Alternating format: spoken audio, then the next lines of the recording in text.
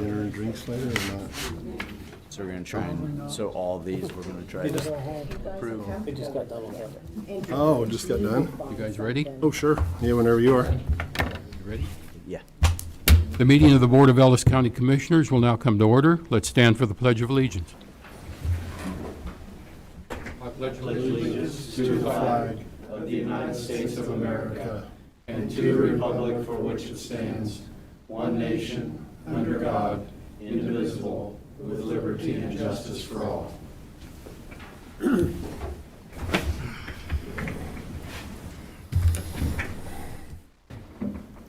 Donnie, you can call the roll.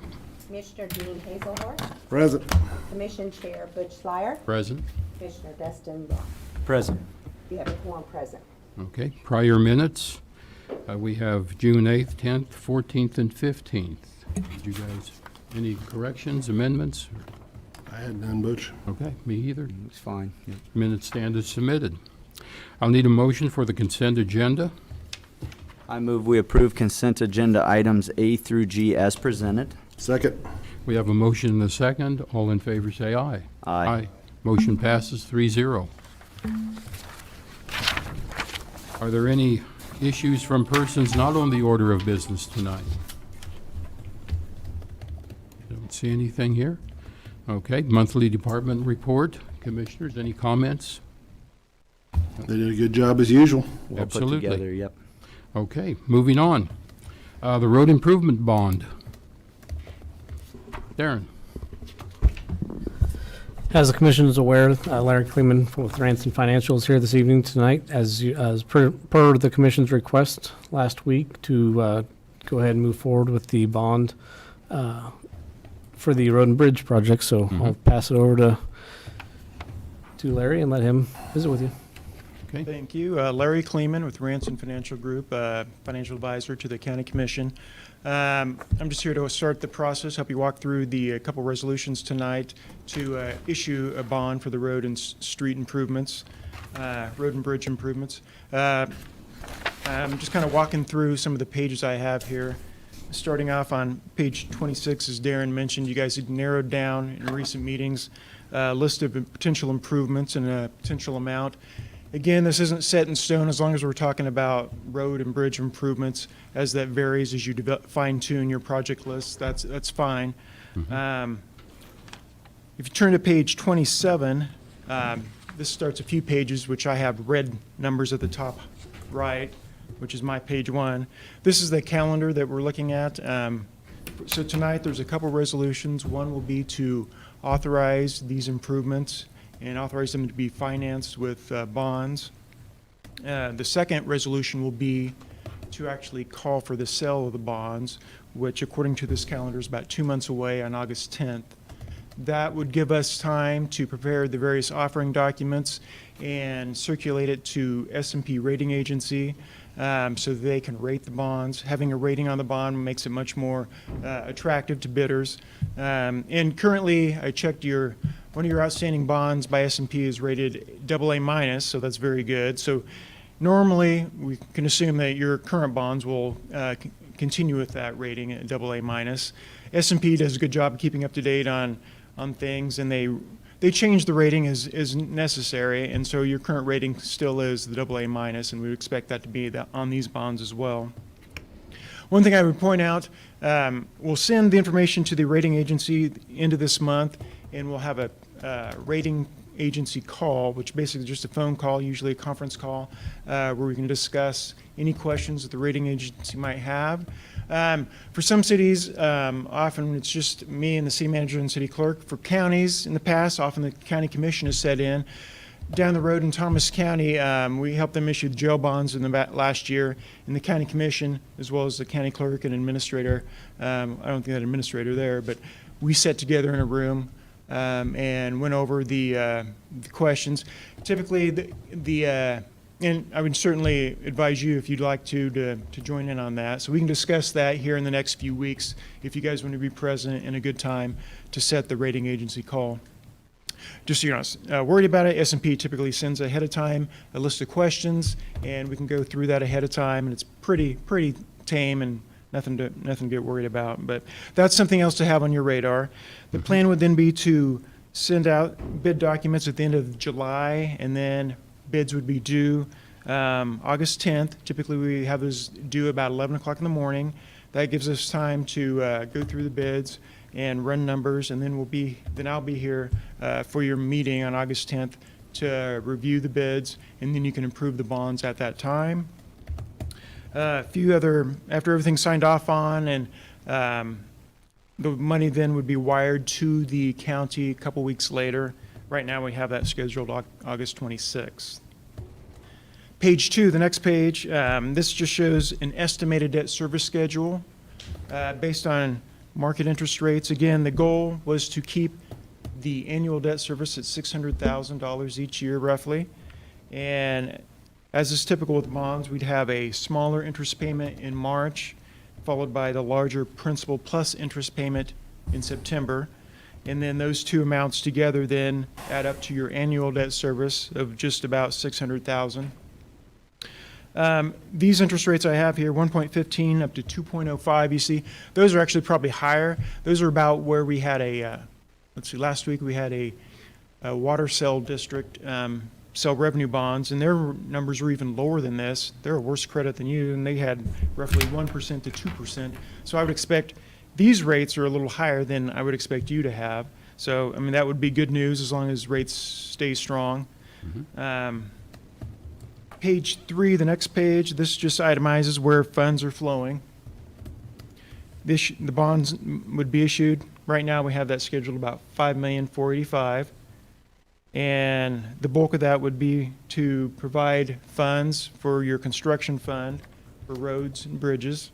The other amounts would go toward paying the cost of issuance, for example, bond counsel fee, my fee, financial advisor fee, and the underwriter's profit. Right now we have underwriters discounting their 1%. We've lately seen that come below 1%, maybe even closer to 0.5%. So that's another thing. Once we get the bids in, we can resize the bonds as issued as needed. So it could be that we could lower the amount of the bonds depending on how the actual numbers come in. Moving on to your actual pages 34. Page 34 is the first of your resolutions to adopt tonight. That first one, 2020-05, authorizes these improvements to be made and authorizes them to be paid for from bond funds. It describes in there your tentative project list, estimated amounts. And then there's another resolution on page 40. That is a resolution just to authorizing the offering of sale of the bonds. That authorizes us as financial advisor, Gilmore and Bellows Bond Counsel, to prepare offering documents to move forward with the process, contacting S&P rating agency, and then we'll bring back bids here in a couple months. As I mentioned, nothing is set in stone as far as the projects in the amount until we send out bid documents. We'll send out bid documents toward the end of July, so as you guys have discussions, if you want to tweak anything, that's not a problem. We'll touch base with you throughout the process before we send out bid documents to make sure we have the size you want at that time. I think that's about all I have. If you have any questions on the numbers or the resolutions, let me know. Otherwise, it's basically two motions to authorize those resolutions. Commissioners, have any questions? Not really. He's been here before and been through that process, so, I think we nope. we all There, I have understand. just a couple questions. You said as far as the projects go, we don't have to pin them down and we're not tied to them until they go out to bid. Well, let me clarify that. The amount of the bond. Even after until you the issue the bond. bond, even after you issue the bond, I mean, we're talking about road and bridge projects. So, 6 months from now, if you say, hey, we don't want to do this road, we want to do this road, not a big deal. As long as Yeah. it's a road or a bridge. Right. I mean, as long as it's under the authority that we've issued the bonds. Okay, yeah, because So, my that shouldn't be a hope, problem. Commissioners, is that we stretch this bond in the future to do as much good as possible with it. Also, the big question marks we have are, what will the city of Hayes come in on? What will the city of Victoria come in on big projects? And so my hope is, as is anything with the bond, that we're we're doing what's right by the taxpayers as they, and the voters that went and voted for the sales tax, but we're tying the county into the idea that we fix roads over the next 5 years, and I think that's what we promised people when they went to vote, so. I think that was our goal all along, so. Yep. And I think that the idea that we're not tied to the projects is great, because I think there could be help coming along the way, and definitely some variances in cost, hopefully low. That's always the long term, so, okay. Okay, do we want to make a motion? I move to adopt resolution number 20-05, declaring it necessary to authorize the payment of the costs of improvements to roads and bridges in Ellis County, Kansas, and providing for the issuance of general obligation bonds to pay the costs thereof. I'll second that. Do you want to make another motion for the, Yeah, you want to do them both at the same time? Okay. I move to adopt resolution 20-06, authorizing the offering for sale of general obligation bonds, Series 2020 of Ellis County, Kansas. second? We have 2 motions and 2 seconds. Is there any further discussion? All in favor, say aye. Aye. Motion passes 3-0. All right. Thank you, guys. Larry. Thank you. We'll be in touch. Appreciate it. Thank you.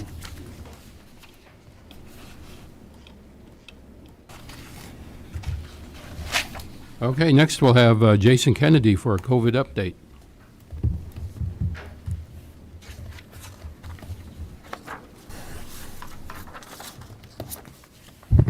Good evening, Commissioners. Jason Kennedy, Ellis County Health Services.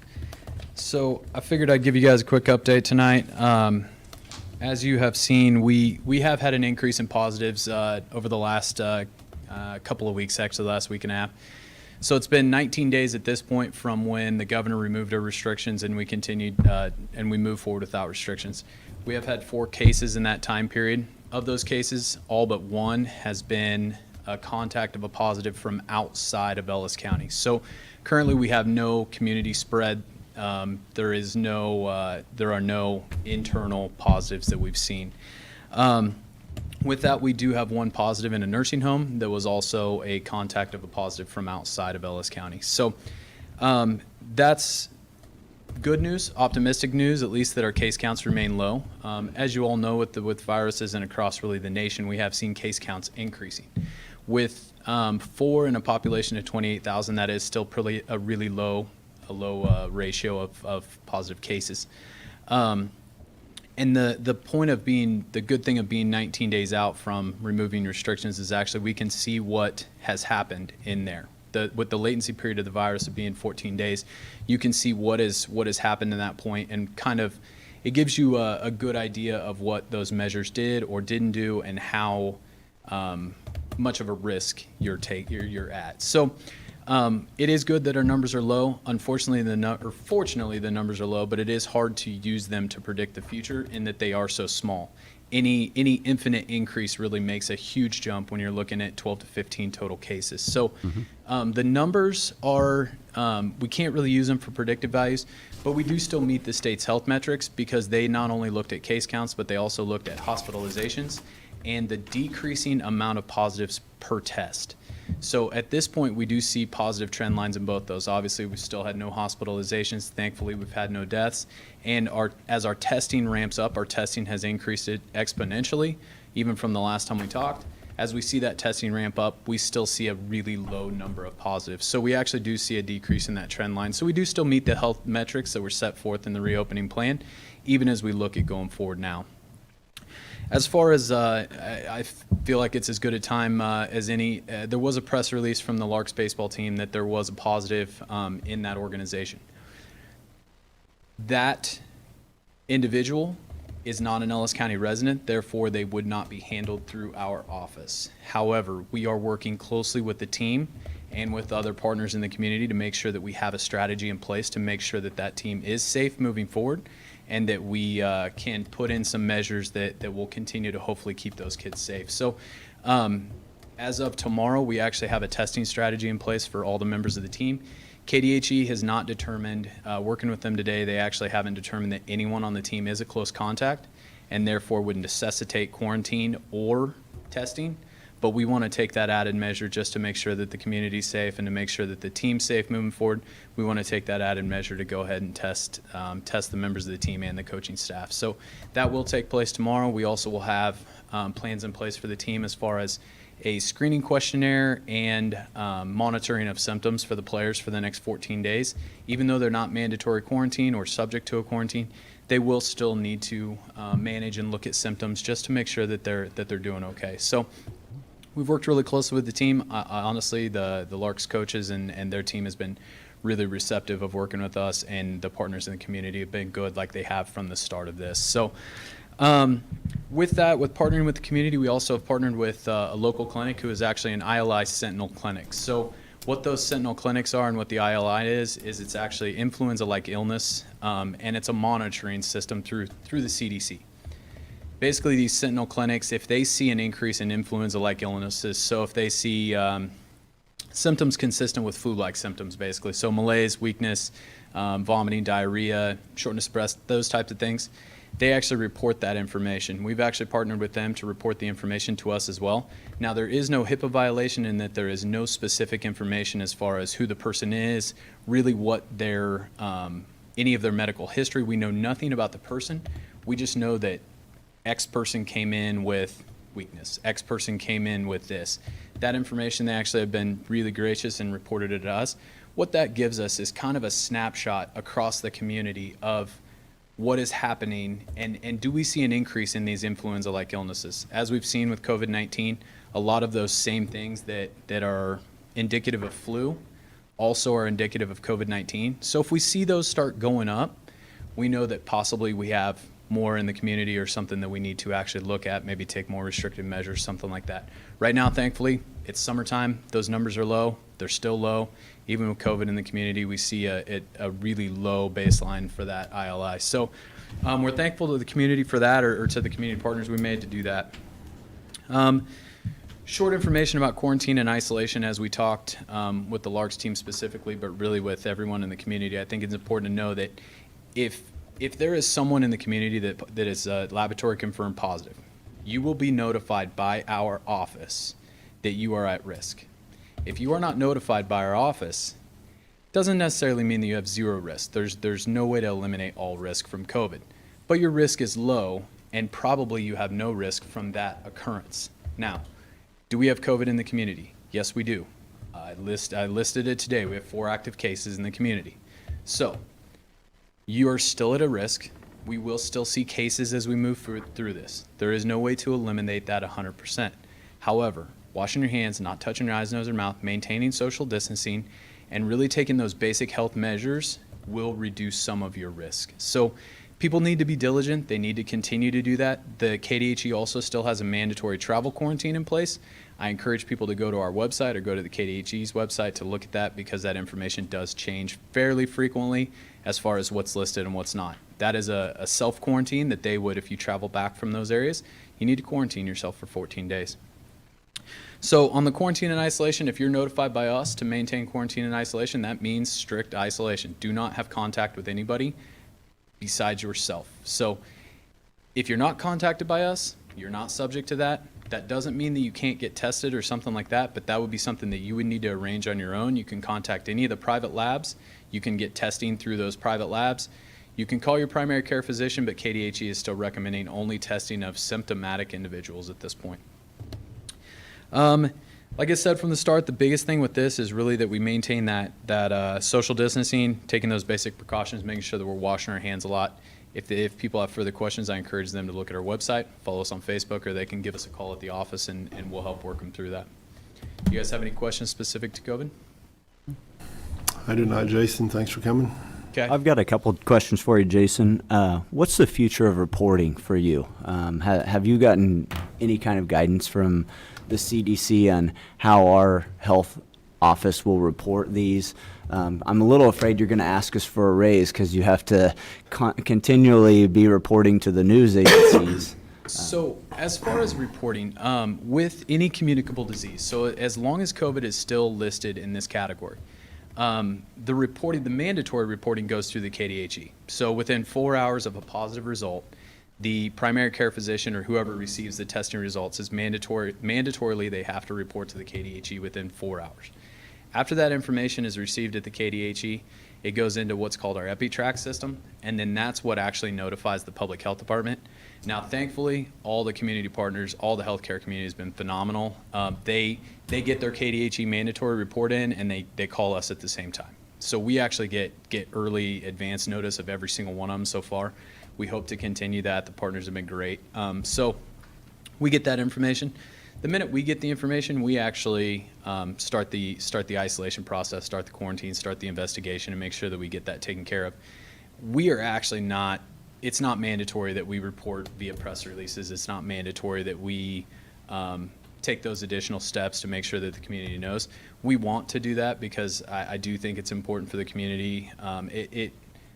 I think it's kind of twofold. I think it does increase some of the anxiety, but I also think it lessens some of the anxiety for people just to know the truth and know what's out there from us. So KDHE has changed their reporting. They report Monday, Wednesday, Friday, and so do we. Actually, we're following Monday, Wednesday, Friday. That way we don't get conflicting information.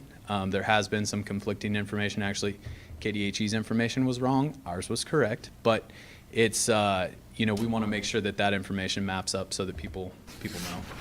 Okay. Well, I'm glad you're on top of it because it would be tough for me to decide on all that reporting. We had a discussion the other day with all the executive team and elected officials, and for the first time in human history, we're testing people with no symptoms for a virus. So I wonder about that, and I think about the thing that you just mentioned, which is anxiety for people and their potential. But I'm glad you're going to be the one keeping an eye on it. So the virus is real. The impact of the virus is real. The fear, the angst, the anxiety is real. How we couple that together, how we use that information as we move forward. We're a long ways away from a vaccine. Right.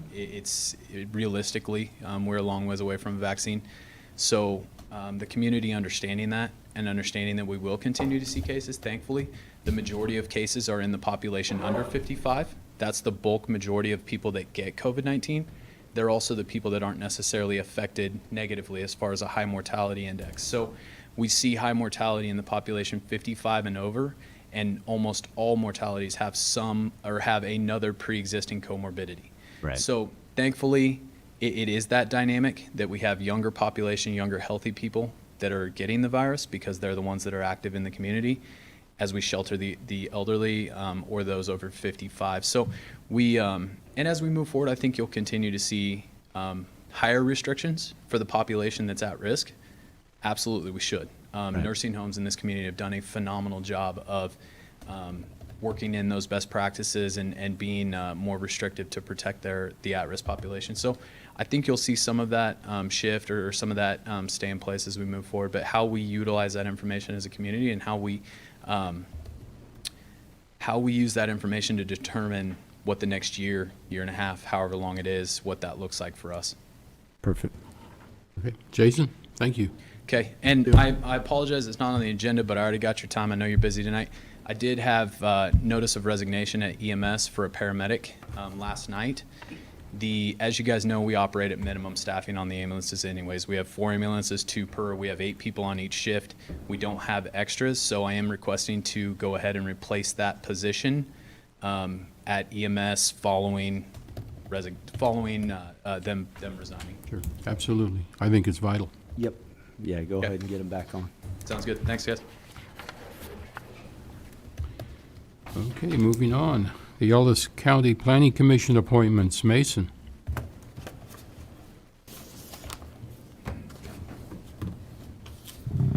Evening, Commissioners. Mason Reuter, Environmental Planning Supervisor.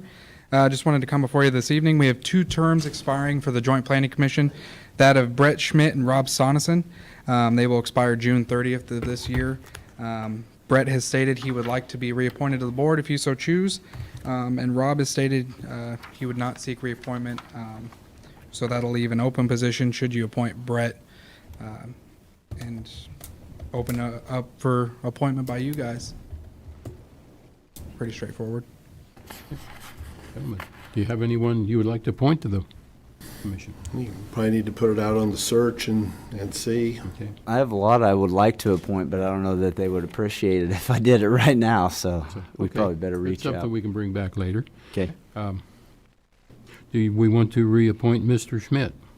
I think that'd be great. Okay, I need a motion for I that. move that Brett Schmidt be reappointed to a 3-year term on the Joint Planning Commission and open appointment to new interested individual to the other 3-year term effective July 1, 2020. I second that. We have a motion and a second. All in favor, say aye. Aye. Motion passes 3-0. Okay, and once we have the appointment, we'll bring them before you to appoint them to the next term. Okay. Thank you. Thank you, Commissioners. Okay, Administrative Center cameras, Mike.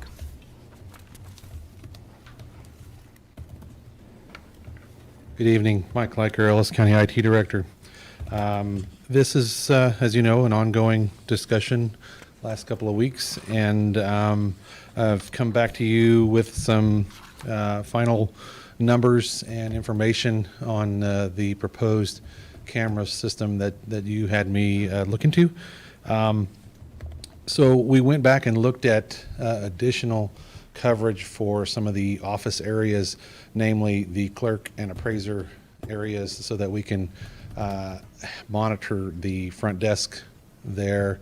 The original proposal basically had the lobby and entrance areas and not the inner office areas. So we went and evaluated that and added cameras to the proposal for the clerk and appraiser areas, as well as the Register of Deeds front counter and their vault, which is where a majority of the public goes to get their information.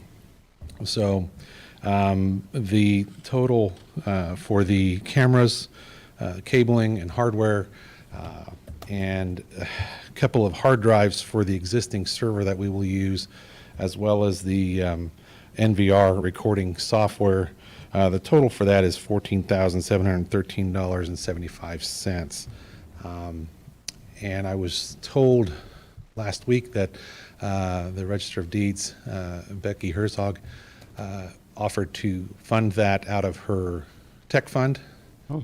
So graciously, we have a funding source for that. So I leave that up to you at this point. I'll take any questions you have or comments. Commissioners, questions for Mike? I got your placement map, I guess you want to call it that, you drew out, and it looks like that would cover that whole bottom area also, or what we could see anyway. Right. Looked like That it was gives set us up pretty well. pretty well complete coverage of all the areas that we need to monitor. Well, I think the security is essential, so it's something we should go forward with. Commissioner Ross? Mike, what kind of access will staff have to these systems, and how will they get the access? The NVR software solution allows them to simply point to our server from any web browser on our network, I should say. Okay. So only within our network will they have access to it, and we will probably allow access to whomever the department heads request they have access to based on their need. So obviously, we wouldn't have necessarily someone in the clerk's office able to see someone in the Register of Deeds office, what's going on there. It's based on their own department, but we can provide that access on a user basis, as well as the 911 dispatch center if necessary, so that if someone presses the panic button in the appraiser's office and that goes out, the dispatch can not only make sure that law enforcement is dispatched, but also can see our cameras and see what's going on in the area that the panic alarm was pressed. So that's a capability that we have as well. Now, I haven't visited with the dispatch center to see if that's something they want, but the capability is certainly there. So So they would have access to this on their computers at their desk and be able to monitor cameras. Will our internet capacity handle that fine, do you think?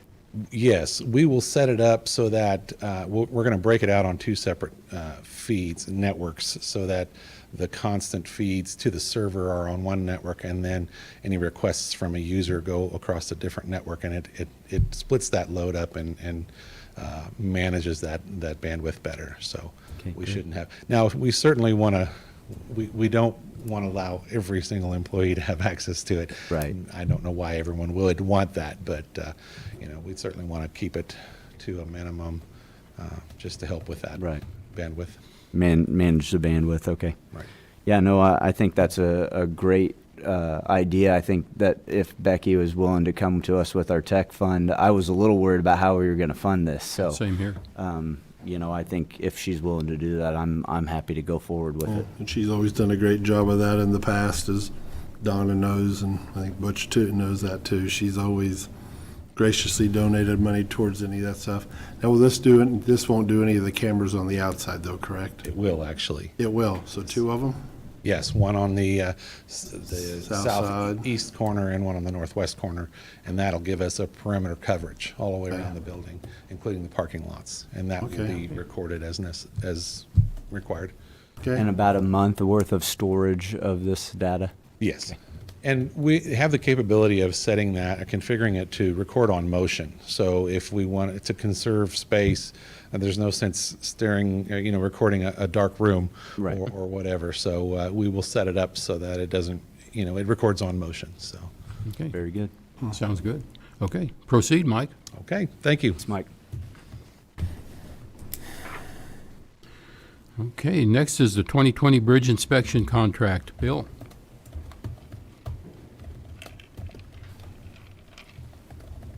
Good evening, Commissioners. Bill Ring, Director of Public Works. In your packet tonight, you have the contract and the overview of the biennial bridge inspection, which is done per FHWA, Federal Highway, and KDOT. Every 2 years, we do ours in the even years. Staff is recommending that we go with Penco Engineering again, which is the firm we used 2 years ago for the 2018 inspections. We were more than satisfied with the job they did and the time they did it and the product that they gave us, along with all the GIS information to put on the various layers to make it easily or readily accessible when we need to look up bridge information or share it. As we've done for years, we have also included the city of Hayes and the city of Ellis in this program. Sure. That way they get the volume rate or the discounted rate, because we have the lion's share of the bridges. The city of Hayes has, I believe, 21 bridges, and the city of Ellis has just 1 bridge. And they will be direct billed. I've shared the contract and this information with both my counterparts with the city of Hayes and the city of Ellis. Okay. So Bill, how long does it take him to complete the inspections? depending on weather and a few other factors, usually less than 2 months. Okay. They do it in what they call much the same as when we fly over for GIS for, aerial photography. They want to do it when it's leaf off, as they call it. Also, if it's colder, there's less likely to have critters out there because they have to go under every bridge, and a variety of locations, so less snakes and those other things. But they expected date, I believe, was mid-December that the product will be back to us. And again, just like we've done in the past, you will all be provided with a copy of the inspection report along with the county administrator. Okay. That is not public record based under Homeland Security. We will have individual information, but as a whole, we've never made that readily available. It's not published on the county website, et cetera. Questions for Bill? But you had my only question, how long is it going to take? Yeah. So, no, they did a great job. I got to see the inspection report before, and I think that they do a good job of bringing it down to terms that we can understand as a commission and, Sure. and prepare for the future, so. Okay. Okay, do I need a motion? I move that the commission approve the 2020 contract with Penco Engineering to inspect 196 bridges for Ellis County. The contract includes sharing the same inspection services and going with the city of Hayes and the city of Ellis. I second that. We have a motion and a second. All in favor, say aye. Aye. Motion passes 3-0. Okay, next is The Noose Road issue. Bill? Before you tonight is an agenda item for discussion at this point as to the naming of a road that runs about 5.5 miles west of Hayes along Old Highway 40. It runs from basically the bypass to just west of Yosemite Road. And excuse my voice tonight, throat is hurting this evening. I saw recently on social media there was some issues brought up about the naming of the road and some history and some different things. And then I saw more things on social media, and then I was called by the media and asking about it. I did a little research for what I could find. So I thought it would be something that I should bring to you. It's not a decision I can make. It's not in my purview to determine that. It is under 19101, subsection A. It's something that the board has to decide. I would like to first interject one item, is that because I didn't want to get into the violation of an open meeting act, I didn't reach out to you three gentlemen to make a decision. I did talk to our county councilor later, but I instructed my crews to remove the 5 named signs. And the reason I did that is many of our road signs, as you well know, and you see tonight, you saw the vandalism report. You've seen when I've brought up, bring in things, I've shared pictures. My fear was that for some reason, someone may want to vandalize the given name signs. And some of them are attached to stop signs. And so, and we have people maliciously run down stop signs all the time when there is no issue. They just, shoot at them, whatever. So I didn't want to get us in a situation where if someone, out of anger or whatever, chose to run one down and we don't know about it, if they came off one of the intersecting roads, Noose Road is traveled extremely fast. They travel faster than Highway 40, and I didn't want to get into where we could possibly have a accident where somebody could get T-boned out there, pulling out, not knowing there should have been a stop sign, because we put them up immediately. That's number one priority at Road and Bridge. When we're notified of a stop sign or a traffic control sign going down, we take care of it immediately. But we never know when we're going to get the call. I mean, we've had some in the county where we figured out it's been days till we find out. I mean, we have thousands and thousands of road control devices. So that is why I chose to remove them temporarily, pending your decision as to what you'd like me to do, and I have them under lock and key in the county shop. Okay. But I wanted to clarify why I did what I did, and it's strictly, I want Ellis County to have the safest roads in the state of Kansas. And I didn't want to run the risk of there being a potential accident because somebody got mad at the name of a sign. So with that, I will stand for questions or whatever I can do to assist in this. Commissioners, discussion? Bill, for the record, when was the road named? 1989, is that what it says in your report? The first time it was named was March of '89 by resolution. Okay. And then they approved, when they renamed the signs just less than a year later, it was approved a second time by resolution. It was done March 27th is when they approved the resolution. It was Resolution R 1989-7.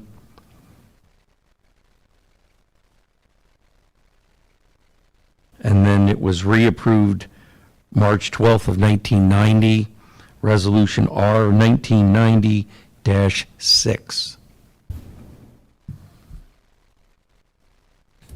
Discussion? Dean? So was, Comments? and I know you don't know this answer, but Bill Jeter might know this answer. Was there any opposition back then?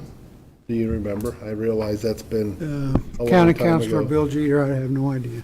Yeah. I've been county councilor for 3 years, and I didn't regularly attend county commission meetings unless requested to do so, and I have no recollection of that process. Okay. Does anyone in the audience have any comments about this situation? Please come up and state your name. I think we had a couple up there. Yeah, we had two back. Yes. My name is John T. Bird. I'm a resident of Ellis County, Kansas. Have been for most of my life, except for a little break for the Marine Corps and law school and undergrad at Washburn. And I've lived on that road at various times all my life, basically. Always called it home. My grandparents acquired it back in the early 1900s. My great-uncle Jake Simminger, who was the county attorney here and died in the flu epidemic in 1918, was one of the owners of that land. He was also the city attorney for the city of Hayes, so I hope history isn't going to repeat itself in this pandemic. But it's an interesting situation because Dean Hazelhorst just brought up the issue of what people said back in the day when they were doing this. I was there. I know pretty much what happened. And it started out that the naming of the roads in Ellis County took on a flavor of, let's name it after this family, that family, and that kind of derailed, which it probably should have, because, you had people who were hoping the road would be named after their family or whatever. And, Sure. And then they had, as I recall, they had a consultant, an engineering firm, who were actually under contract to assist with the addressing, because that was what it was about. It was about the ability for emergency services to respond to calls, for the people to be able to give an address out in the country. When I grew up, that road was called Old 40, okay? Old 40 was across the road. It was the one that runs by Prairie Acres. But before that, Highway 40 was this one we're talking about. So we called it Old 40, and the alternate was a rock road with an iron bridge, steel bridge, and that was referred to as Bird Farm Road, and which is kind of logical because that's where the Bird Farm was. And then when they started naming these things, real frankly, there were, I just think that there were probably some personal games that went on at that time. I'm not going to get into great detail, but I do distinctly remember talking to some of the people involved in it. There was a county commissioner who'd been involved, and then there was a new one, and they were, I think, kind of just having a little bit of a fun time with some of the names, not just this one, but others. And in the course of events, I told them I thought that name was inappropriate, because I knew from talking to my grandmother, who's a Fort Hays grad, owned the newspaper here with her husband, my grandfather, that was not a good time in our history. It was a lynching. And it wasn't, I don't care if it's black or white, lynching is taking somebody's life without the benefit of a trial. And so, in fact, when I was, I think, 14, my grandmother sent me over to the site of Rome, town site, to get the old sign that was still there and retrieve it, because she had heard, I think, that the Unrein family was selling that place, and she knew that it was several boards. I wish I still had it. It went to my barn, which I've now renovated, and I don't know where it went, but I know where Rome was. It was right there. If you've driven out there, you've seen the monument that Fritz Felton built. And there was actually some talk at that time, I think, about calling it Rome, but believe it or not, what I think happened was that there was a TV reporter here in Hayes, a cub reporter. She was just starting out, and she was real proud. She did a story about this monument, and so she, on KOIS TV, she announced that they were putting up a monument to Romey, Kansas, which those of us who are from here know that that's how Emery Romey was the county clerk here, and that's how some of the family pronounces R-O-M-E, not the double M's, the R-O-M-E's. And so there was a little bit of a joke going around that we didn't want to have it called Romey Road. And real frankly, politically, I didn't think it was a smart thing for me to call them out publicly, and I didn't, and I regret that I didn't. But the fact of the matter is that when I recently moved back out to the farm, I had to register to vote, re-register to vote. And it requires that you give a physical address where you reside. And that's the first time I had to write that down on a piece of paper. I hate having to order anything delivered out there because I'm talking to people all over the country, probably all over the world, and when I tell them the name of that road, you can hear them shudder over the phone. Well, I had to write it on Clerk Maskus's forms, and it just brought to my attention again. And, frankly, I'm a little bit smarter than I was in those days. I was young and dumb, and now maybe I'm old and not quite as dumb. And it just occurred to me that this was something that shouldn't be. And coincidentally, I wrote this letter the same day that apparently these social reports came out. Well, I know where they are. The person who posted them is somebody who practiced law with me for 10 years, so I know where he got the idea that maybe that wasn't the best name in the world, and kudos to him for doing it. There are a lot of things he and I don't agree on, but that is one thing I guarantee you we agree on. And I said in my letter that it was racist then and it's racist now, but I think it needs to be explained what racism is. It's not personal animosity towards a person of another race. That's prejudice. Okay, that's just out and out bad personal relationships. Racism is a systemic thing. It is a feeling in a society that there is a norm that really shouldn't exist. And that's exactly what I'm talking about. The idea, and I want to tell you how it works. And this is an exact example of what has happened through the years with this road. My roommate in college was from Hutchinson, Kansas, black. He later went on to be the district judge who presided over the BTK trial in Wichita. So I thought it would be a nice thing for Greg to come out here and meet my family and see where I grew up. And he would not come. And he told me, he says, I'm not going out there. They hang people my color. That was before the road was named, folks. So let's be honest with ourselves and admit that we have an ingrained, not just in Hayes, in this society, we have an ingrained racism that we're dealing with. And I'll give you another good example of what I think happens with this blind ignorance of our own privilege, and that is what Mr. Ring said. And I understand he's doing a great job for you, but the idea that your first reaction to somebody objecting to something as being racist is to go out and take things down because you're afraid people are going to burn cities down or break the signs, that's an indicator of what I'm talking about. That's just an indication to me that our trigger response to things like this is that we're supposed to, that it's something violent's going to happen. Well, there's nothing wrong with discourse, even if it's on Facebook. And that's all that was going on. There were no threats that I could see. Did you see any threats on there about tearing down signs? No, I didn't either. And good for you that you took them down, though. You did what they should do now. And I'm asking you to do, and I'm not asking you for a favor. This isn't for me. And in my letter, I suggested a name. Well, on further reflection and looking at social media, I decided that's probably not right either. That would resonate in somebody's favor, maybe my family's.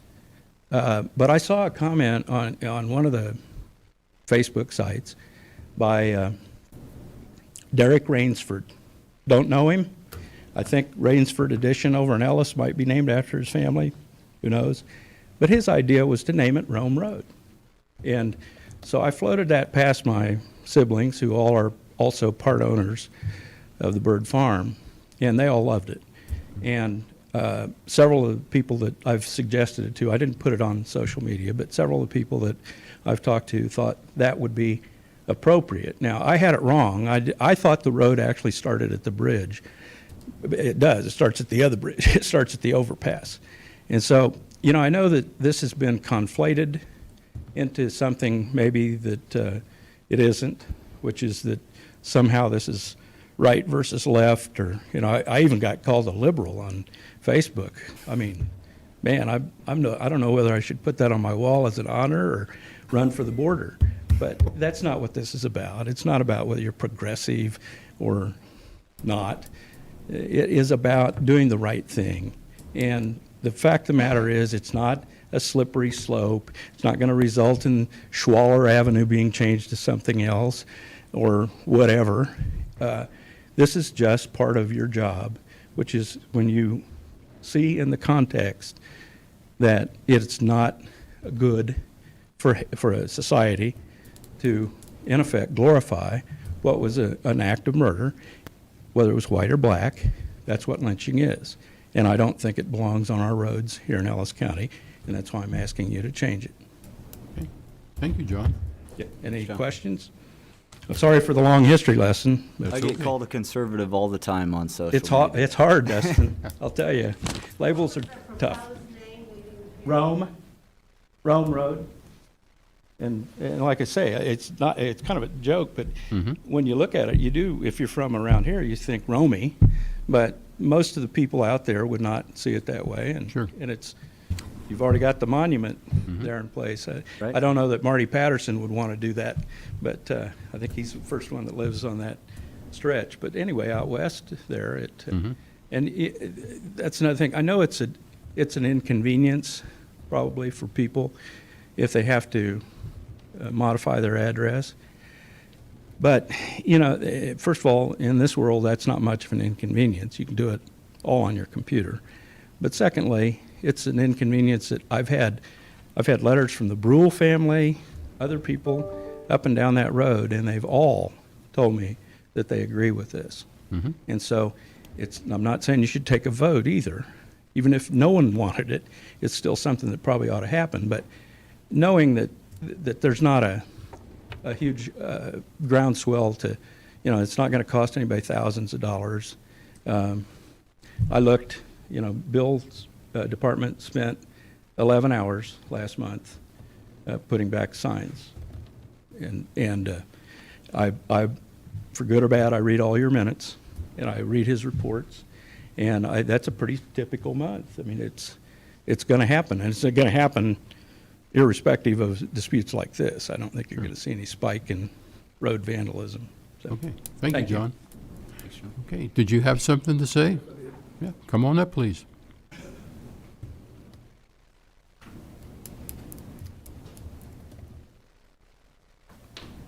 I'm Gail Palmberg. Good evening, Commissioners. I live on Noose Road. I don't agree with the name being changed. Okay. To me, before the social media outburst, there was no problem with Noose Road. To me, Noose is a rope with a knot in it. What you do with it, that's your choice. But to me, just change the name of a road won't change history. It's always been Noose Road. It's been there for 30 years. Black Matter Lives came up earlier. Nothing was ever said about Noose Road, but also now it's bad. I don't agree with it. Changing addresses, that is complicated. It's just not changing your checkbook. You've got credit cards, businesses, insurance, banks, passports, all the stuff in the county courthouse. A lot of different things, even though to some people don't think like much, but it's a lot of extra work that we don't think we need to do. And not everybody on Noose Road thinks the name needs to change. Thank you. Bill? Nope, I'm sorry. Bill, how many people, do you know how many people actually live on Noose Road, if you were guessing? Yeah, I thought I have copies, but I thought I had sent that to you. I think you did in an email, but 29 homes, one business, There you go. cemetery, probably and one 50-some commercial people, building. maybe, possibly.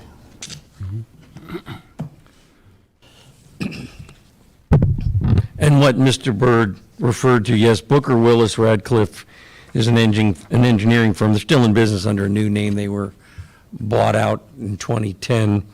And I did bring along, that's one of the original maps after the second naming from 1990. And they did, when it occurred, street signs were not in the mix, the actual signs themselves. This was strictly done for mapping purposes. So that the 911 system, when it was brought online, people could call in and say, I live at, 1270 Buckeye, which used to be Sweetwater. It was a little dangerous to live out in the country before we got this figured out. You couldn't get your EMS or your cops to you when you needed them because they. You just gotta go to the first windmill, take a right, Yeah. and go to the cow Yeah. standing in the corner, you take an immediate And left. dang it, it's dark and we can't do any of that. Yeah. Can't find the cow or the windmill. Yep. It looks like we might Did you one. have something to say? Yes. Yeah, come on up. My name is Paul Bruhl. I'm here to represent my grandfather, Randy Bruhl, who is not able to make it today due to a prior engagement, and also myself. I was born in Topeka, Kansas. I live in Rooks County currently, but I went to school through K through 12 at Holy Family and then TMP, and a large part of my life have been raised here, and both the Bruhl and Dinkle sides of my family have been in Ellis County for generations. So I personally think that when it comes to the issue of Noose Road, it's incredibly important that the name be changed. Because the historical context of it was named specifically after the lynchings that happened in the context of this town. And the historical context behind it can't be removed. And to simply ignore that and step past it is to acknowledge and allow racism within our community. And no, it hasn't been talked about for a long time. And yes, there is a social movement now to start talking about these things. Should we have changed it before? Absolutely. Does that mean that we shouldn't change it now? No. It's incredibly important that we take steps to try to make our community better. And if that's changing the name on a road, that's incredibly important to do, because we need to make sure that everyone is welcome in Ellis County, Kansas. Thank you. Thank you. Okay, gentlemen, thoughts or comments? I think I can get started with it. I was a bit involved with the social media interactions when I first saw it. My initial reaction was, how did I not know this? We had been on Noose Road. I had no idea that it was being named Noose Road because of a noose, a knot, and a rope. I figured it was probably a Civil War era general or infantrymen. That seems to be what we name a lot of things out in western Kansas about or of. My initial thought was it was insensitive. And to Gil's point about not changing it, I'm going to do my best to talk you into why this might be a good idea. The idea was due process. The people who were killed on that bridge were not given due process. And when we talk about a noose, we're talking about the vice of the situation, the bad thing that happened. And for me, I would much rather talk about the virtue, which is that these people weren't afforded this and they should have been. I had multiple people, as I'm sure you guys did, come up with ideas for the road. Some even had claimed that we should name it after the Buffalo Soldiers. I believe we have a Buffalo Road, though. That would be confusing. And even specifically their name, which is a big problem for me, considering that, the idea was that likely they were accused of murdering somebody, and this was the recourse. Same with the other individual that was hung from Hangman's Bridge. Bill, I want to say, I want to thank you. That was smart. I mean, I think that it was a good idea to get those signs down, mainly for safety. People might not think that there was a safety issue, but there is a historical marker that was destroyed by a vandal, which is a criminal, and all that was a depiction of the history. We should not forget history, because we don't want that kind of history to ever repeat itself. But I never want anybody to feel unwelcome in Ellis County, Kansas.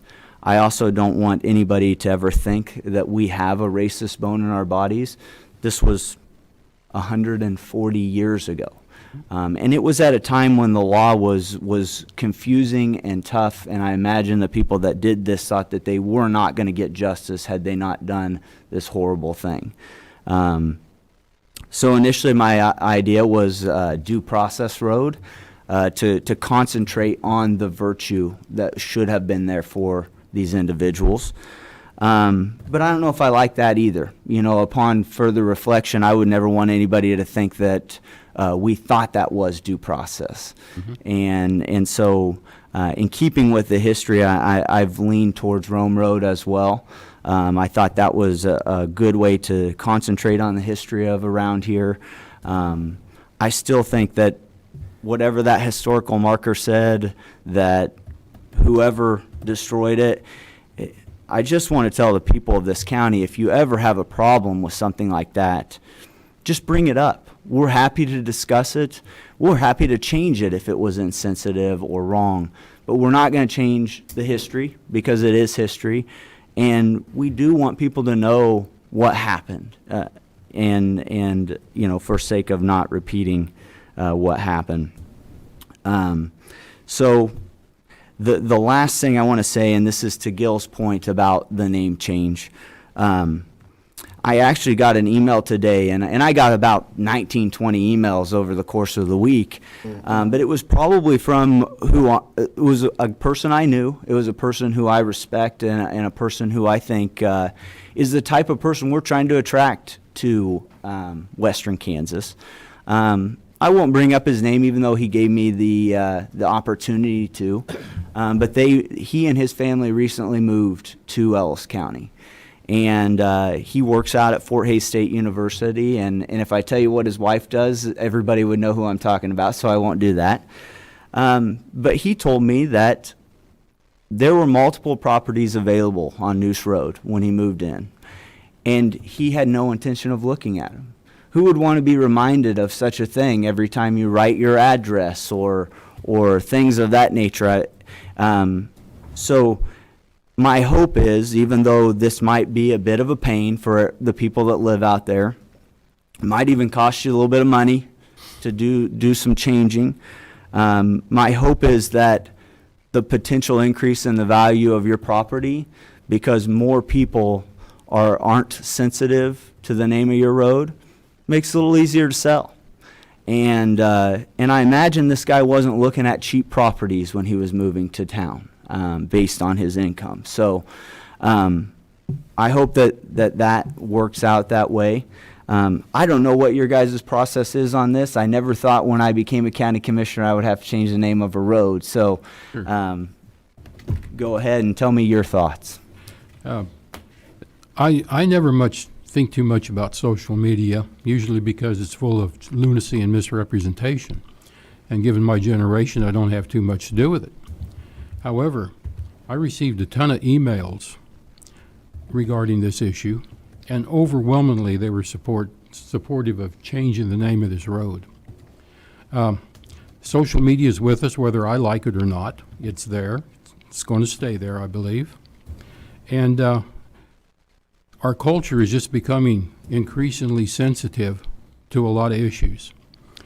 And, given all of that, I'm in favor of changing this name. I don't think it does anyone any good to have this name as it is. It just doesn't. And so I would like to see the name changed also. Commissioner Hazelhorst. Yeah, as you guys all did too, or we all did. I know I got a lot of text messages, phone calls, and today Greg Schwartz called me and And John Bird brought that up before also, and Greg voiced his opinion. While I was talking to Greg Schwartz, I got a phone call from New York, so how social media works. Oh, my. And gentleman I know well. He's been here in Ellis County before. Matter of fact, he's coming back July 1st for a week. And he's an African American. And he said, so I hear you have some controversy out there. And he, for whatever reason, he likes watching our commission meetings, I guess like John Bird does. Maybe One of they're 6 people, huh? maybe they're entertaining, I don't know, you know. And so when we got to talking about it, I asked him, I said, so tell me something. So if you lived in Ellis County, how would you be offended? He said, why would I be offended? He said, that's history. And he gave me an interesting perspective on it. You know, he said, you know, it happened in the 1800s. He says, we live in 2020. He said, why would I be offended or my family? Which I found it kind of interesting, but I also gave him the history of the people that live out there on Noose Road. And he said, it wouldn't bother me a bit. He said, I could live out there. He said, it wouldn't make me any difference. And I said, well, that's interesting coming from you. Mm-hmm. And saying that. So I commenced to telling him about all the different phone calls and emails we've received. And he says, I look at history. He said, it's something that happened. He says, I hope it never repeats itself. But I also told him, I thought, you know, it could have been named a lot of different things at the time. You know, they could have called it a lot of things, you know, and it could have been West 12th Street, could have been Rome Road, could have been, pick a name, you know, whatever. But I also did find that interesting when my phone rang, and I thought, people really do watch our meetings from New York. I'm thinking, really? But maybe he was bored. But so anyway, like I said, I got a lot of phone calls too, and some for, some against. I know Bob Disney, he wrote us all a nice email, you know. And my friend from New York, he made a comment. He said, so I know in Hays, Kansas, I researched it. You have a school that's called Washington. You have another one that's called Lincoln. I said, yeah. He said, you know George Washington had slaves? And I said, I did. He says, you going to change your school name? I said, well, I don't think there's any intentions of that. He said, how about Abraham Lincoln? What are you going to do about him? Do you know his history? And I got more history from him today between John Bird's packet he sent me and history on that. Honestly, John, I never knew that's why they called that Noose Road. I had no idea. You would not normally. Mm-hmm. Unless the social media did. Unless you have to listen. Yeah, I had Greg Schwartz not put it out there, and I guess it's to say okay to say that he put it out there. I had no idea. I called Bill Ring, and Bill Ring started sharing the history with me. Then I got all your information. I had no idea. Didn't have a clue. But I didn't, I'm, you know, a transplant here. I didn't know the history. I thought it had something to do with cowboys, lassos, and, I mean, I didn't until I looked. Now you do. Oh, now I do, yeah, absolutely. What do you do? I didn't. Why did it become an issue just because somebody said they didn't like it? Well, or because we were ignoring the obvious. I mean, I guess I wonder why it didn't come up 30 years ago, but 30 years ago, we didn't have Facebook and all these other Right. pages that all you young guys have that you can share your thoughts, words, and actions on, I guess. But Everything what used to be local just stayed local. Mm-hmm. It's not that way anymore. no. Yeah, and I would hate to think that the commissioners that did name this before, or the commission that did, meant it in a negative way at all. I would never test that to them. They can't defend themselves for it. It's just that, and I appreciate bringing up the story of someone who isn't offended by it, but I know, Dean, that you probably hang around with people that have pretty thick skin comparative to what maybe exists on social media these days. You know, that platform is full of people who spend their day virtue signaling how much they care about different things. And the last thing I want is for them to think that we're insensitive to what the history was. And I wouldn't want anybody to ever feel unwelcome in Ellis County. And if a road does that, we're just talking about the rope. You know, if you want to start tearing down the people that built this country, I'll fight you tooth and nail every day of my life. But, the big thing now is for people to tear down Christopher Columbus, for which we wouldn't even be here without. So, trust me, I have pretty thick skin too, but it did hit me a little bit when I saw that, and I think it's got to be a change, because I would never want anybody not to feel welcome here. Mhm. So, what do you think, Dean? Should we change it? Go ahead. Okay, let's change it, Bill. All right. The way, in the brief conversation I had with Mr. Jeters, you will have, and I did not suggest a motion. Right. But 19-101 subsection A gives you the authority, so therefore either by resolution or by commission action, you're going to have to do that and advise me of what name, put it in the motion, what you would like to have it be, and give me a month to get it done. To let the sign shop. Bill Ring Road? It has a nice ring to it. It does. That's what I was thinking. Bill Ring? Just ring it. Ring Short, Commissioners, seriously, the shorter the better, because St. John's and St. Andrews is a propeller out there. We lose a lot of those, so whatever the commission's pleasure is. I do like the suggestion of Rome Road, or as I heard it put better today, Rome Avenue. I thought that had a good ring to it, too. Mm-hmm. I like the Rome Avenue better than Rome Road. I do, too. I think I like that a little bit better too. Sure. And I think it still remembers the history. It was kind of a little battle between Hayes City and Rome for a while, and we saw what happened when one of them ran out of water. So, had to become friends in a hurry, or the town was going to get abandoned. Yeah. So do we need to make a motion? We will need a motion. Okay. You have to give me the authority to make it. I don't have that authority to make a change. You need to adopt a resolution, which I can bring at the next meeting. Okay, Next meeting. we'll do a I resolution. assume there's a consensus to change the name of the road to Romey Avenue. I think so. Rome, I think it's just one M, isn't it? R-O-M-E. R-O-M-E. R-O-M-E, after Rome. Yeah, Rome Avenue. Rome Avenue. Okay. Okay. We'll do that Rome next week. Avenue? Sounds good. That'll because that'll be July 6th, I believe. So in the meantime, I can start the process to have our sign shop put together signs. And then I think also, Signs be put back up. What? Will the News Road signs be up until the road changes?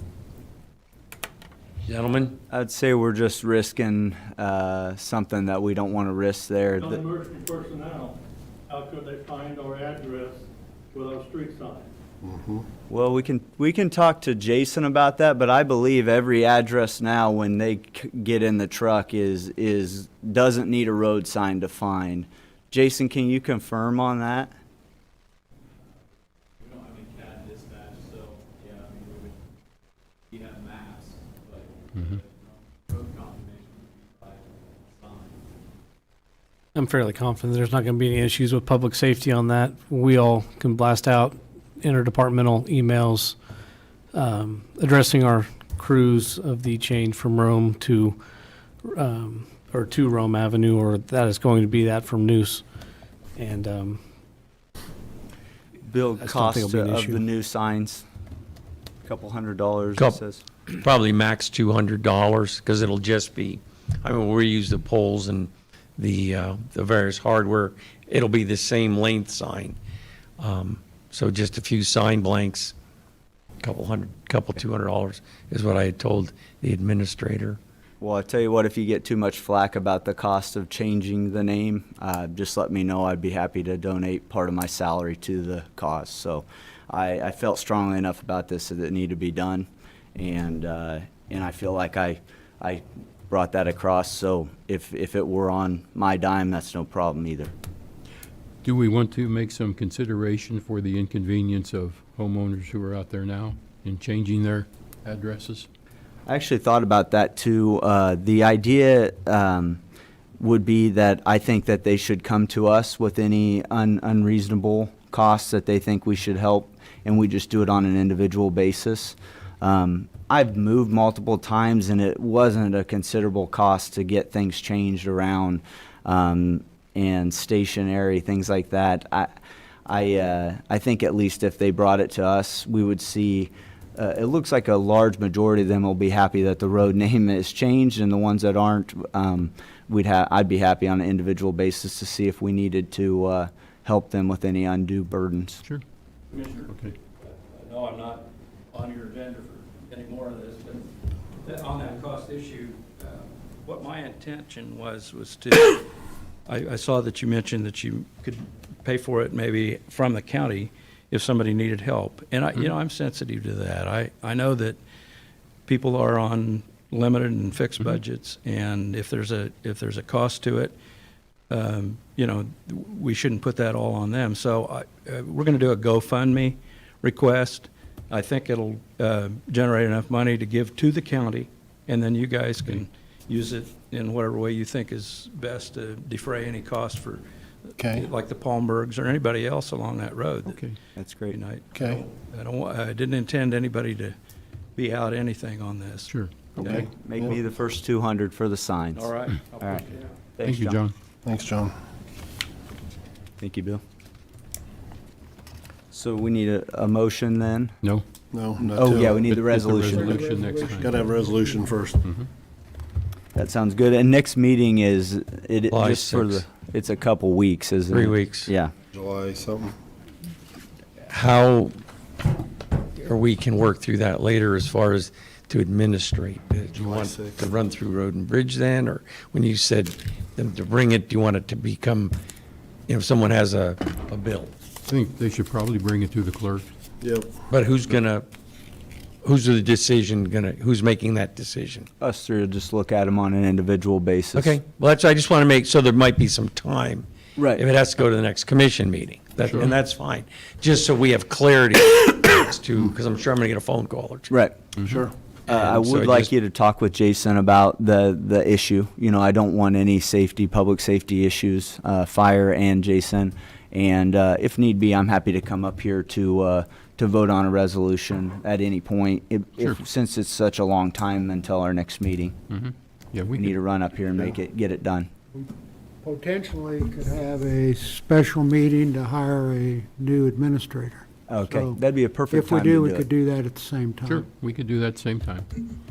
Let Okay, me know, and I'd be glad to, Perfect. whatever needs done at that. okay, Bill, Any other questions? Oh, thank you. thank you. Thank you. You're doing the right thing.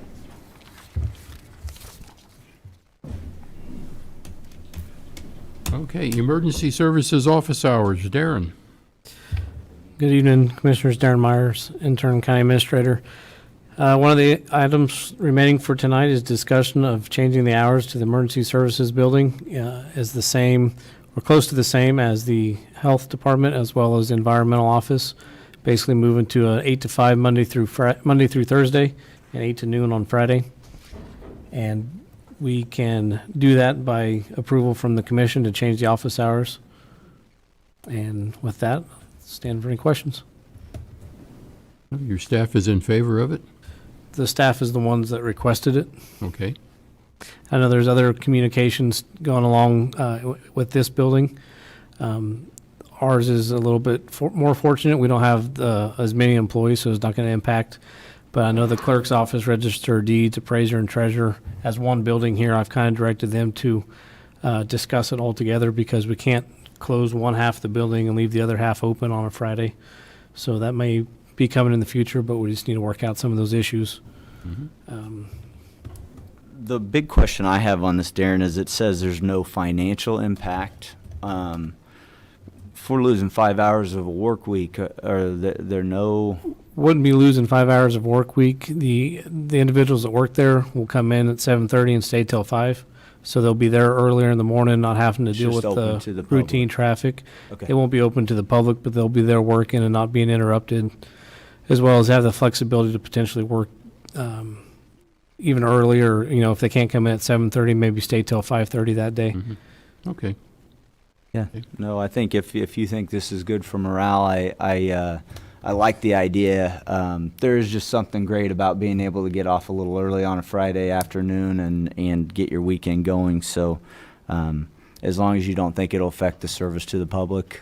No, and as the emergency services building, we'll have EMS crews there 24 hours a day, so if Right. something does happen, very rarely do we have walk-ups, but there's doorbells. The crews will be notified by doorbells if there's somebody there that needs to do business. Okay. We need a motion for that? I move the Ellis County Board of Commissioners adopt new operating hours for the Emergency Services Building from Monday through Friday, 8 a.m. to 5 p.m., to Monday through Thursday, 8 a.m. to 5 p.m., and Friday, 8 a.m. to 12 p.m., effective the week of July 6th, 2020.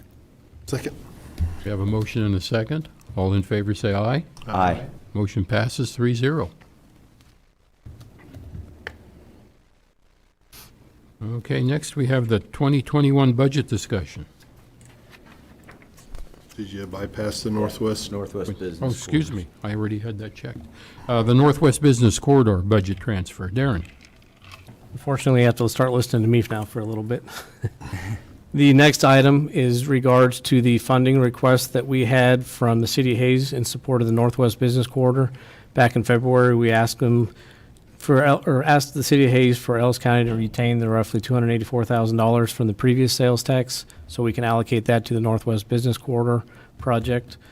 To keep the expenditures of those funds in line with the other expenditures that we're expending for the Northwest Business Corridor, and in consulting with both our auditors as well as our county councilor, it was suggested that we move it from the sales tax fund to Fund 78, so all expenditures can be tied out of one fund for that project. And the suggested motion there will allow us to do that, and then I will create the internal paperwork to make that happen if the commission wishes to do so. Mm-hmm. Okay, well, if we need to transfer it, we need to transfer Yep. it. So, do we have a motion? I move to approve the transfer of $284,668.47 from Fund 129 to Fund 78 for the expense related to the Northwest Business Corridor project. I second that. We have a motion and a second. All in favor, say aye. Aye. Motion passes 3-0. Now we'll go to the 2021 budget discussion. Darren? As the commission can see, we have just a handful of items left over for the commission to continue to consider as we wrap up the 2021 budget process. The first one to consider is the outside agency request that the commission heard 1 week ago tonight. And as an attachment to the agenda, the total list of all proposals is put together. I believe I put last year's funding and this year's request, so that way you can see as compared to previous years, 3 previous years, I'm sorry. So if we could clarify that issue first, on how the commission would like to proceed with those outside agencies, I can get those added to the budget. Okay. As I looked over that list, I only had 2 issues come up on that for me. The first one is for Western Kansas Child Advocacy. Last year they got $4,500, and this year they're requesting $9,000. Do we want to go with the $9,000 or $4,500 we gave them last year? I'd agree. That was one that popped up to me. I believe, in fairness to the others who stuck to the budget, that they tried their best, that it would be best if we do the $4,500 again this year. I'm in agreement with Yep, that. I agree. The other one that popped up to me was options for domestic violence. Last year, we didn't fund them at all. This year, they asked for $5,000. And I guess just a word of caution, if every year there's going to be new requests, at some point this list will get long, a lot longer than it is now. Mm-hmm. Do we want to have new requests on this list or not?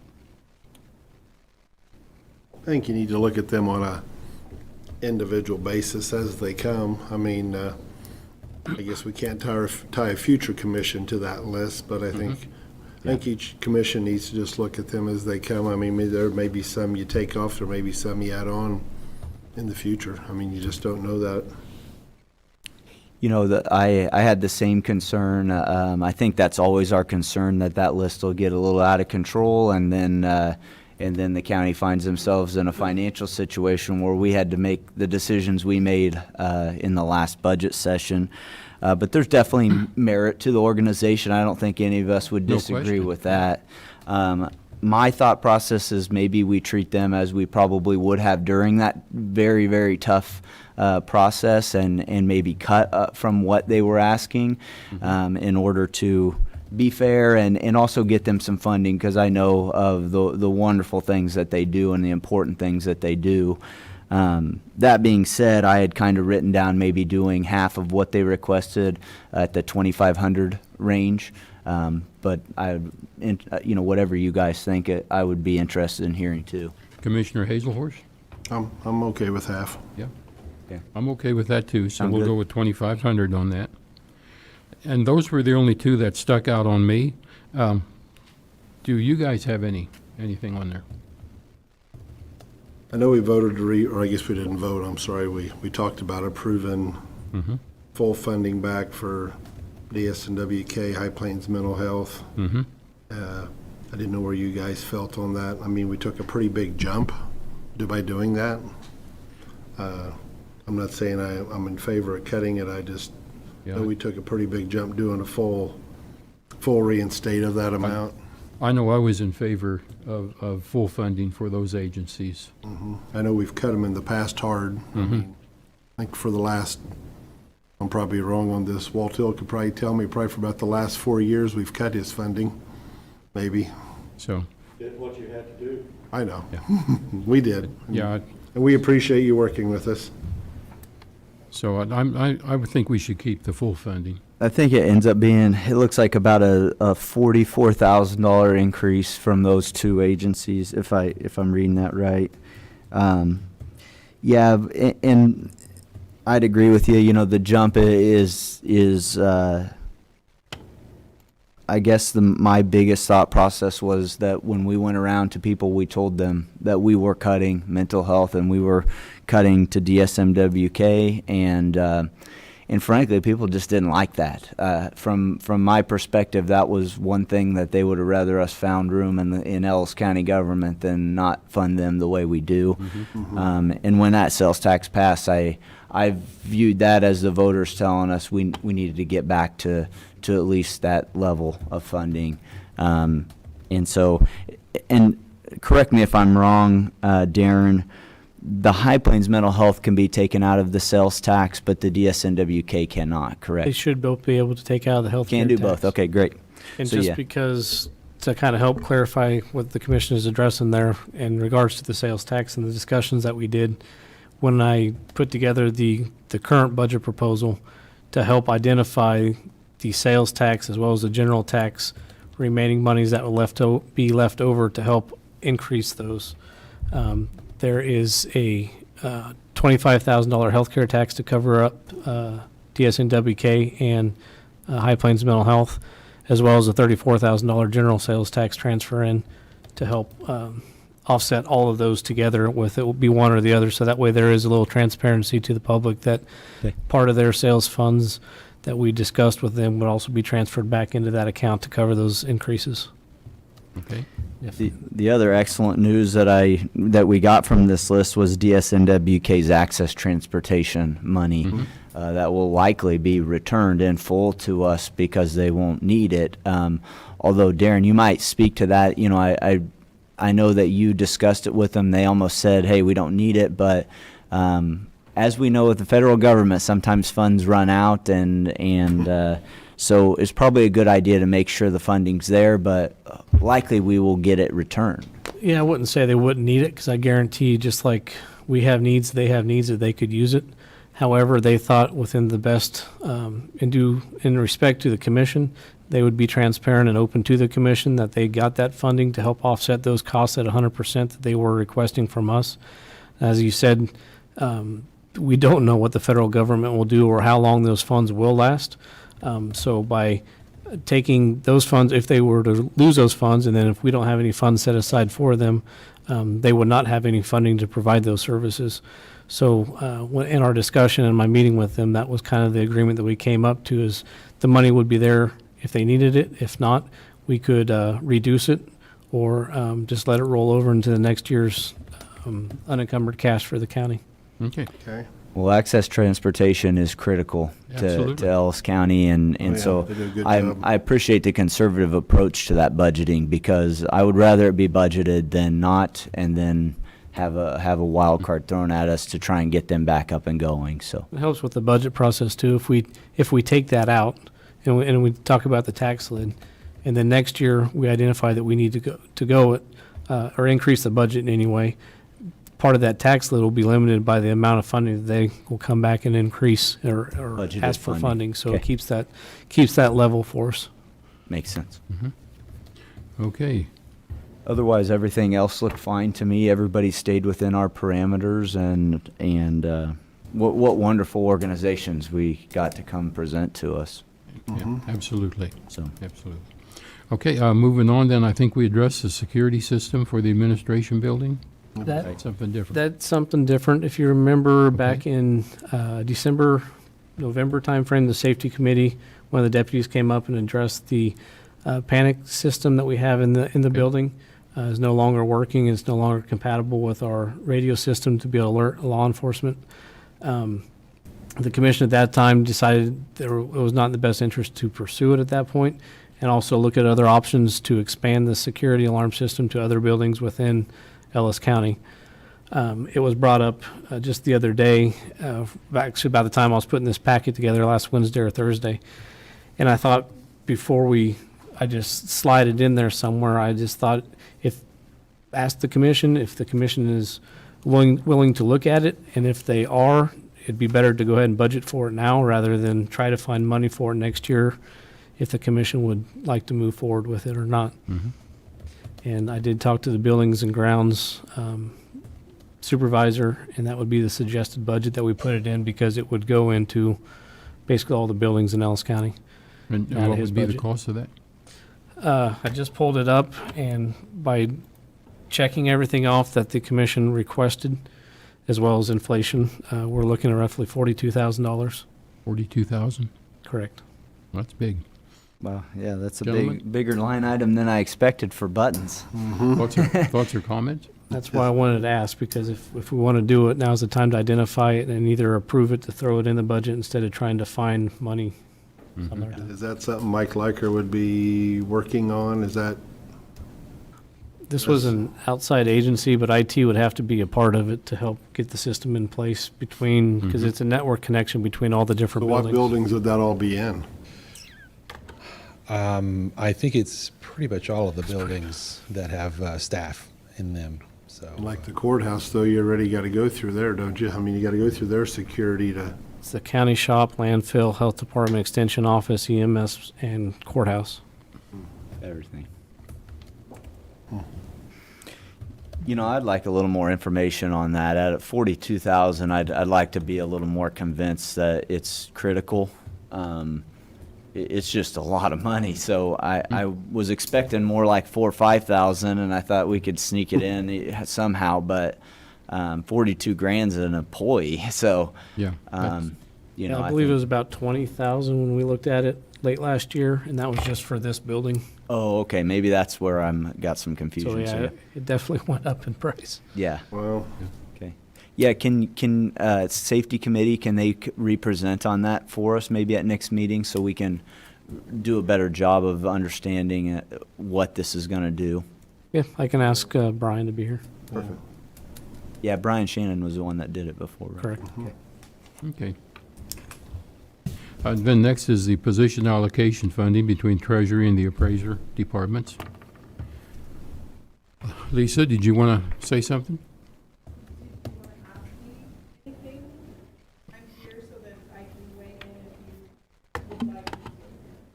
Well, we have a position in the Treasury that I believe right now is not occupied.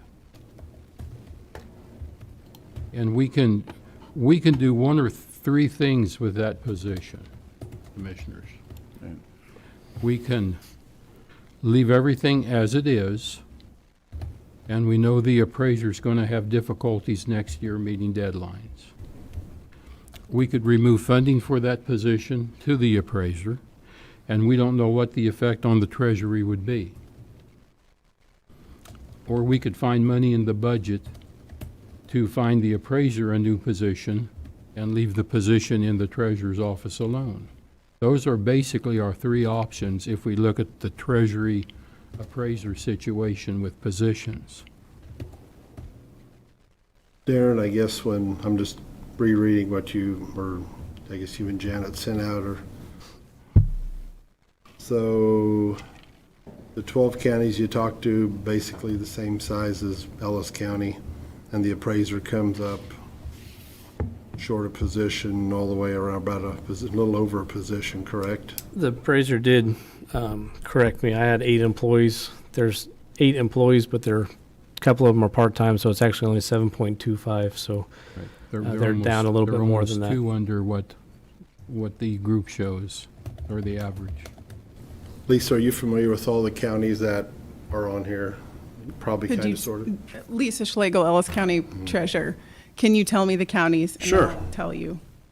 Hang on, let me scroll back down. I've got it here. It's Barton, Cowley, Crawford, Finney, Ford, Franklin, Geary, Harvey, Labette, Lyon, Montgomery, and Sumner counties would have been who they used as peers. I was just looking at counties that do about the same amount of, say, truck tags, and I know you do Sure. a lot also, no doubt.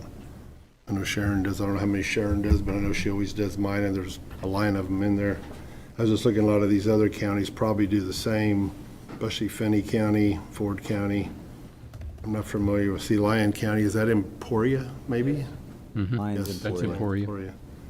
Very similar county to us, although, Lisa, you might allude to probably what would be the big question mark of this, and that's your escrow account for oil. We are the largest oil producing county in the state, so you could see the potential for some extra work because of that. And Lisa runs an escrow program for a lot of the oil and gas producers. So you might explain that and then maybe how that would affect these numbers. So you're wanting still for me to not fill the open position? And we're just discussing it. I'm wondering if that's what you're, Just discussing it. We're just Okay, going off great. of that, them counties that Dustin just read off, they were about the same size as ours, but they're, hang on, they're at 9 employees, correct? No. Yes. well, there's a lot, I'm sorry, Dean. I didn't know you were Go still ahead. talking. No, that's okay. No, they were at 9 employees, and you were at basically 10 3/4. And I know you said, or I guess you had a part-time employee leave, correct? Or is Right. leaving, or did leave? Full-time one leave? We've got 2 employees funded out of our motor vehicle account. We have 8 funded out of Treasury. I've floated positions between those 2 budgets since I've started. And right now, Ellis County, compared to several of these other counties, I'm familiar with Crawford, Barton, Labette, and Harvey more than any, just because I know the treasurers. We've had to move the employees around just because our motor vehicle department is costing more to run than it used to in the past. Like when I started here, we turned over 70,000, and last year we turned over 40. So we're turning over less and less. It's costing more and more to run that department. So some of these numbers, you have to account for the fact that motor vehicle is funding more in some counties, and in other counties, motor vehicle isn't funding anything, and in fact, the entire county is going into the red to operate the state system for them. So that's why there's a bill in the legislature, I don't know if you all are aware of that, to increase fees so that counties do not have to do state business and basically pay to do it for them. I'm just going to tell you straight up, like I've told you before, and it comes down to, do you trust me or not, really? Because you can't know all the stuff that we do in the Treasury. I have about 30 pages of job description. So when you're like, can you justify to me, Lisa, what your people are doing? Yes, but it would take a very long time for you to learn that and see that. It's taken me a long time to learn that and figure out how to do all of the duties that we do. Not to mention that, you know, and I know I've said this a lot already in the press, I cut a full position when I started here. We've maintained that cut. We're doing more now than the Treasury has done in the past with less people. Dustin mentioned the escrow account. When I tell other treasurers how large our escrow account is, they're shocked and amazed that we can handle it. And it is getting difficult to handle, but it does make a profit for this county to have that program, along with some things that I established when I started here that take more time. And you guys don't see that. What you do see, if you're looking, is the revenue that we make. For example, we put on stop codes on people's motor vehicle renewal. So if they haven't paid their taxes when they come in, that's a way to say, you have to pay your taxes or we can't, you know, do your vehicle for you. That brought in $70,000 the first year that we did that. Oil garnishments brought in about $300,000. These things all take time. There's some person in the back sifting through files, doing work. It takes time. Straight up, we cannot go without this position. And the position that just opened is not the position, as I understand it, that was in question last time I was here. The position that just opened is a required checks and balances in a trifecta of checks and balances that I've established in the Treasury that needs to remain so that there can be no potential for fraud. So I studied that, I set that up, and it's auditor approved, and we can't do without that position. That position was only open for a month before I filled it. The person resigned, wasn't her kind of thing. Part of the reason, and I don't know how much legally I can go into it, is that position, because of the full-time position that I cut, that position as a checks and balances position also had extra time on the front line added in, and that's pretty stressful. It's kind of hard to find employees that want that high pace of a job in the Treasury, along with that responsibility of doing banking. Person simply didn't like the job.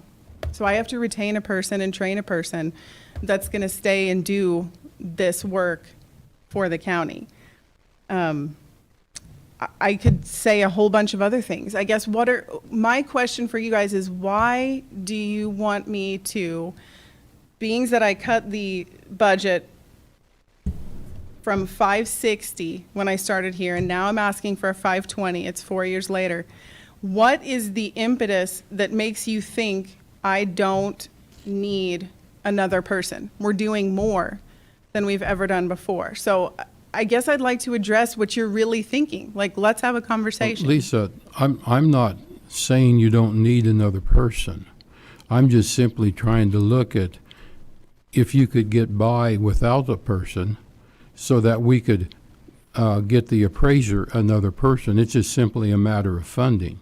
Yeah. And we know the appraiser has demonstrated they need another person. So I don't know what happens if you're short a person. What would happen if you didn't fill a position? Well, the position that's open would need to be filled. Mm-hmm. So then I would have to get rid of another person. Okay. So you're asking me hypothetically what I would do. Yeah. I'd say it's more of an effect of like what would happen. Mm-hmm. If you walk into our lobby, we're busy. My people are busy all the time. We don't have free time. We really don't. It's some days I don't even get to talk to some of my staff because we're that busy. The 4 months that I didn't fill the position that we were talking about last time, people didn't take PTO. We got behind on doing title work. It's not sustainable mentally, and that's part of why I think it's harder to retain employees is we're working very hard. It's very fast paced, and it also is a learning curve because in the Treasury as I run it, some of these treasurers, as you've listed here, don't run it the same way as I do. They have employees that only do motor vehicle or driver's license, and then employees that only do Treasury. I have all of my staff able to do motor vehicle work. So in that way, that's also something that person is being paid by the state, but they're also doing work for the county. We wouldn't be able to serve customers as quickly. We wouldn't be able to grow the escrow program anymore we might be able to maintain it. You know, I manage this department, and I know what it takes to run it and run it well, and it's running very well. I'm going to say that as humbly as possible. I'm not trying to be arrogant, but it's running very well. It's running as well as it's ever run, and that's why the budget is still very reasonable at 515, and is still lower than it was in 2016. Before I got here, we had up to 13 employees in the Treasury. Standard 12, now we have 10. So we're doing more and we're doing it with less. We can't do with less. People will wait longer. You know, our deadlines might be missed too or later. I don't want that to happen. Also, I have made a point to cross-train my staff. So if we have less staff, then, and another one leaves or retires or whatnot, then we don't have that extra support and cross-training either. It's just not possible. And I see that you've compared, you know, Treasury and Appraiser, 8 and 8. It's a very easy comparison. I'd look at those budgets side by side, and I guess my question when I first looked at them is, you know, Treasury has 8 employees and it costs, you know, $487 to run those. And Appraiser has 8 employees and it costs almost $600,000. To me, it's like, why are those employees more monetarily valuable, if that is in fact the case, than the Treasury employees? I also want to tell you that, you know, 29,000 citizens, those citizens can come into the Treasury up to 4 times a piece. First half taxes, second half taxes, vehicle renewal, commercial vehicle renewal. If something's wrong with their title or they have a question, they'll have to come in another time. That's 5 times. We need to be able to serve people at our counters. We need to be able to be there if somebody wants to take PTO, if somebody's sick, if a person is gone. I think just from looking at how things are operating now, you could see that we cannot do without a position. I'm just being straight up with you. So you know, are there other questions? I know you said, oh, there was a vacancy that was several months. And the first thing I thought of is just the treasurer I happened to visit with most recently from Pot County, where my employee went to.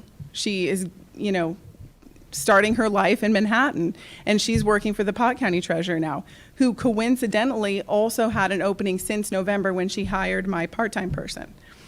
You can't hire during tax season. It can't be done. It would be chaos, not only to just do the regular work that we do, but then take in 18,000 tax statements and add them up in addition to your regular day. That's why no treasurer hires during that time. Did we not take PTO? Yes. Did my people get extra frazzled? Yes. Did they come to work sick? Yes. Can we handle doing that regularly? Absolutely not. Should we be handling doing that kind of stuff in the future, especially considering if there's long absences due to illness? Absolutely not. That's my judgment call, you know, as the manager of this department. It's also your judgment call in terms of, do you look at my budget? Do you like it? You know, that's your power. But I have my power too, as the treasurer, as an elected official, as a department head, and I'm asking you to respect the fact that I've done a lot of really good things for this county, and I'm telling you straight up, we need to rehire for that position. I respect your power to give me a budget number and stay within that, and I'm asking that you respect my power to manage my office with the knowledge I've gained over the last 3.5 years. So that's Lisa, where I'm at. I can assure you that any discussion this commission has had regarding those positions and moving positions from one department to another was not with any punitive intent at all. It's just simply a matter of looking at funding. I understand that. Okay. I know you're trying to do your job too. I know that. Okay. Okay. Okay, go ahead. I'd like to hear from our appraiser. Well, hang on before she comes up, okay? Okay. Hang on. Okay, Lisa, so the one gal that quit or whatever, the 3/4 time position, correct? Okay, so that Correct. one's vacant, correct? Right. Okay, and then you had a full-time employee resign, correct? Yes. Okay. So you're wanting, just for clarification, you're wanting to fill one of them I'm wanting to fill the full-time. and not the 3/4? I don't intend to fill the 3/4. Okay. My next question is, just because I had some notes here, when are you going to open, like, back up? Are you going to, where they don't have? July 1st. Oh, July And I was 1st. going to say that today Okay. too as a separate topic. I've talked with some other treasuries and, my main reason for staying closed this long has been, I want to see how things are going to progress here and have some mode of control over crowd numbers in the lobby. And the only way I could figure to do that, and since we're not doing things like other counties are, like checking people's temperature at the door or monitoring entries, the way that we monitor entries into the lobby is by appointments. People seem to like it, but it's, we're scheduling like 2 weeks in advance because they're filling up. So we're looking forward to getting back to normal. July 1st, we're going to let everyone know they can come in as normal.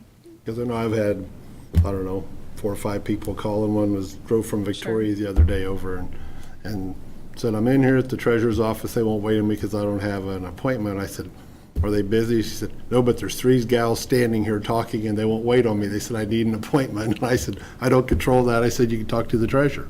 We have done our best to see people that walk in, and we have been doing that. Of course, we're not advertising that because we don't want people to just walk in. We are seeing people that walk in.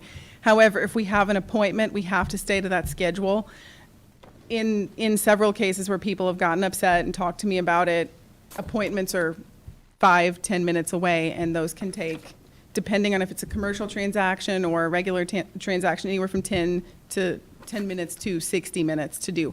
So we can't allow, just like any office that runs on appointment, we can't allow ourselves to get off schedule. Is it an imperfect system? Yes. Have we ever run by appointments? No. So we're kind of rolling with the punches and trying to make it work. It's not perfect. Were some people mad? Yes. Did some people really like it? Yes.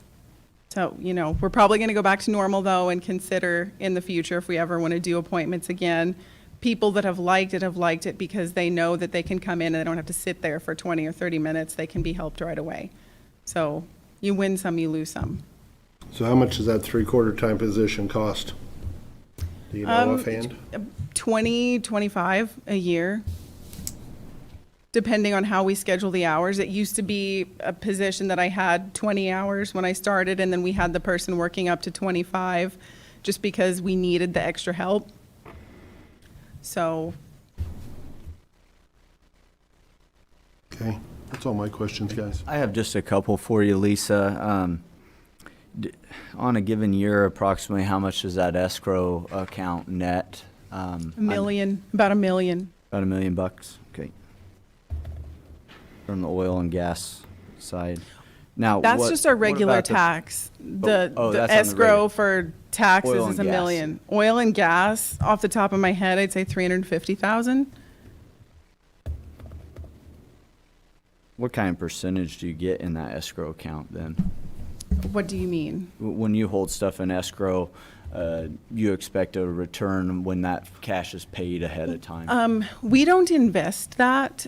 I guess I'm not quite sure what you're asking. I can't invest that money because I can't encumber people's money that they use to pay their taxes. So Right. it depends. I did have some of our regular accounts negotiated to earn a percentage point basis above the federal funds rate. The federal funds rate is 0, so our amounts are lower now than they used to be, if that's what you were asking. Yeah, kind of. So essentially, the monies you're talking about is what you would consider to be possibly not able to collect if we didn't set up the escrow account. Is that what? Is that where the I would say million that we would definitely collect it, but it would be it would involve other modes, like selling people's properties. Who wants to do that? I don't want to have to do that. People helping like people escrow. budget. Yeah, people like escrow because it essentially is we're doing a service for them by helping them budget and letting them know where it stands. We send out letters and we say, hey, your escrow account contains this much. You owe this much for first half. Yes. You could pay first or second half with this. What would you like to do? And then they let us know, and that's how we monitor escrow. Gotcha. Okay, that was my big question, is because I didn't know if it was that we were making money off of those funds, or if it was uncollectability that might be the issue, or what the deal was. It's a courtesy program. We can make money off the funds, yes, and we did at one point. Now we're making like 0.25%, which is still better than zero, still better than before I got here too. Right.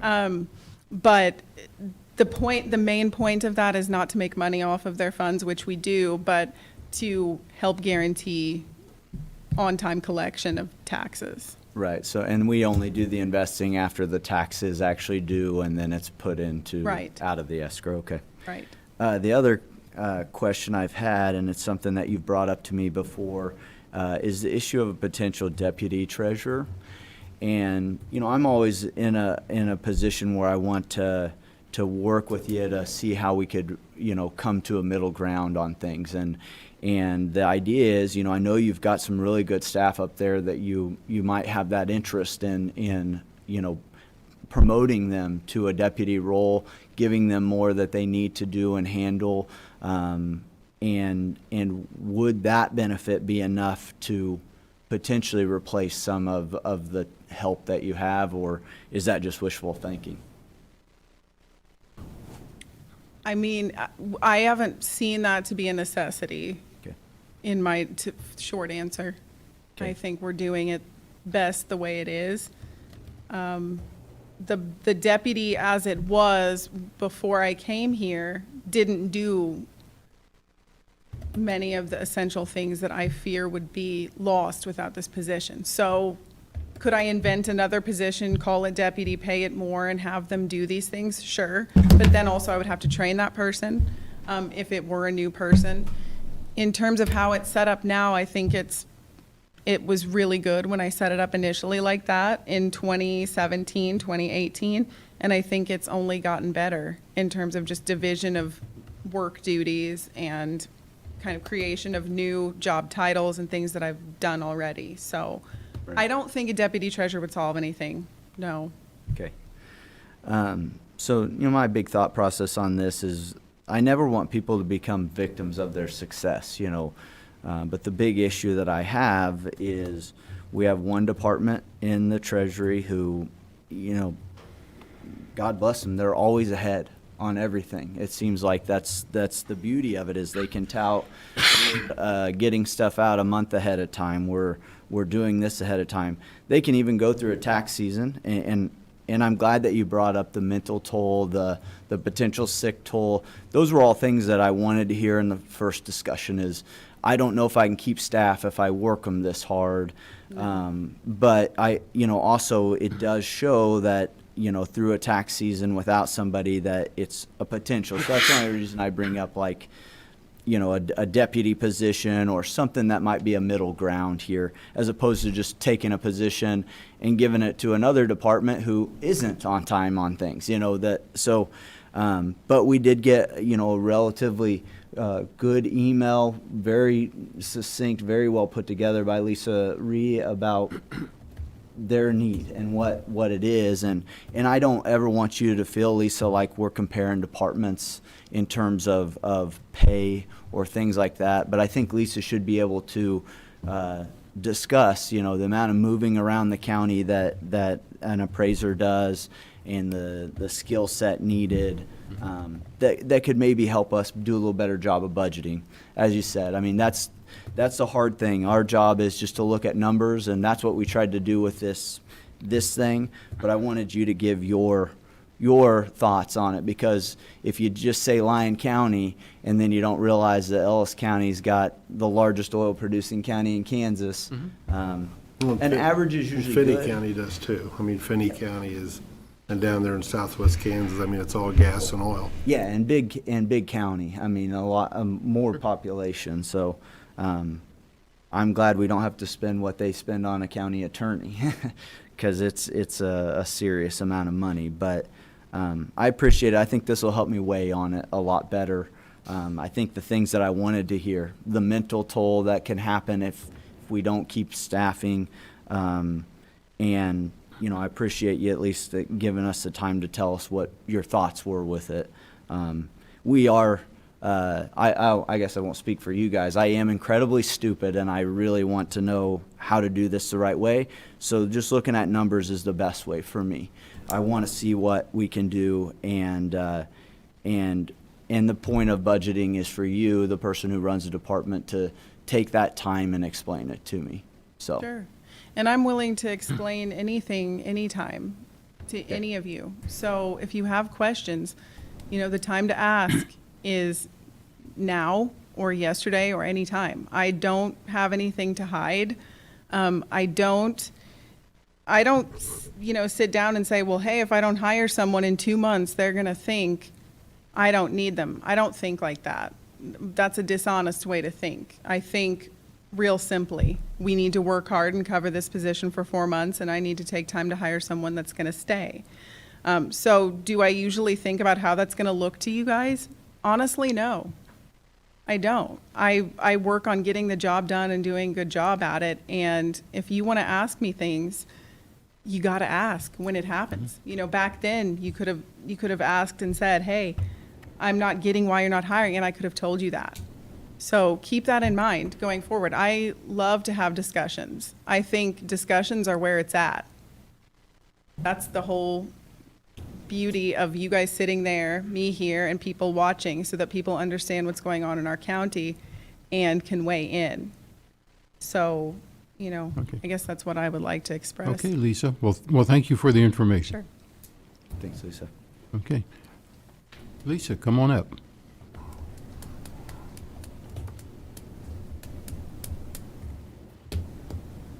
Lisa Ree, County Appraiser.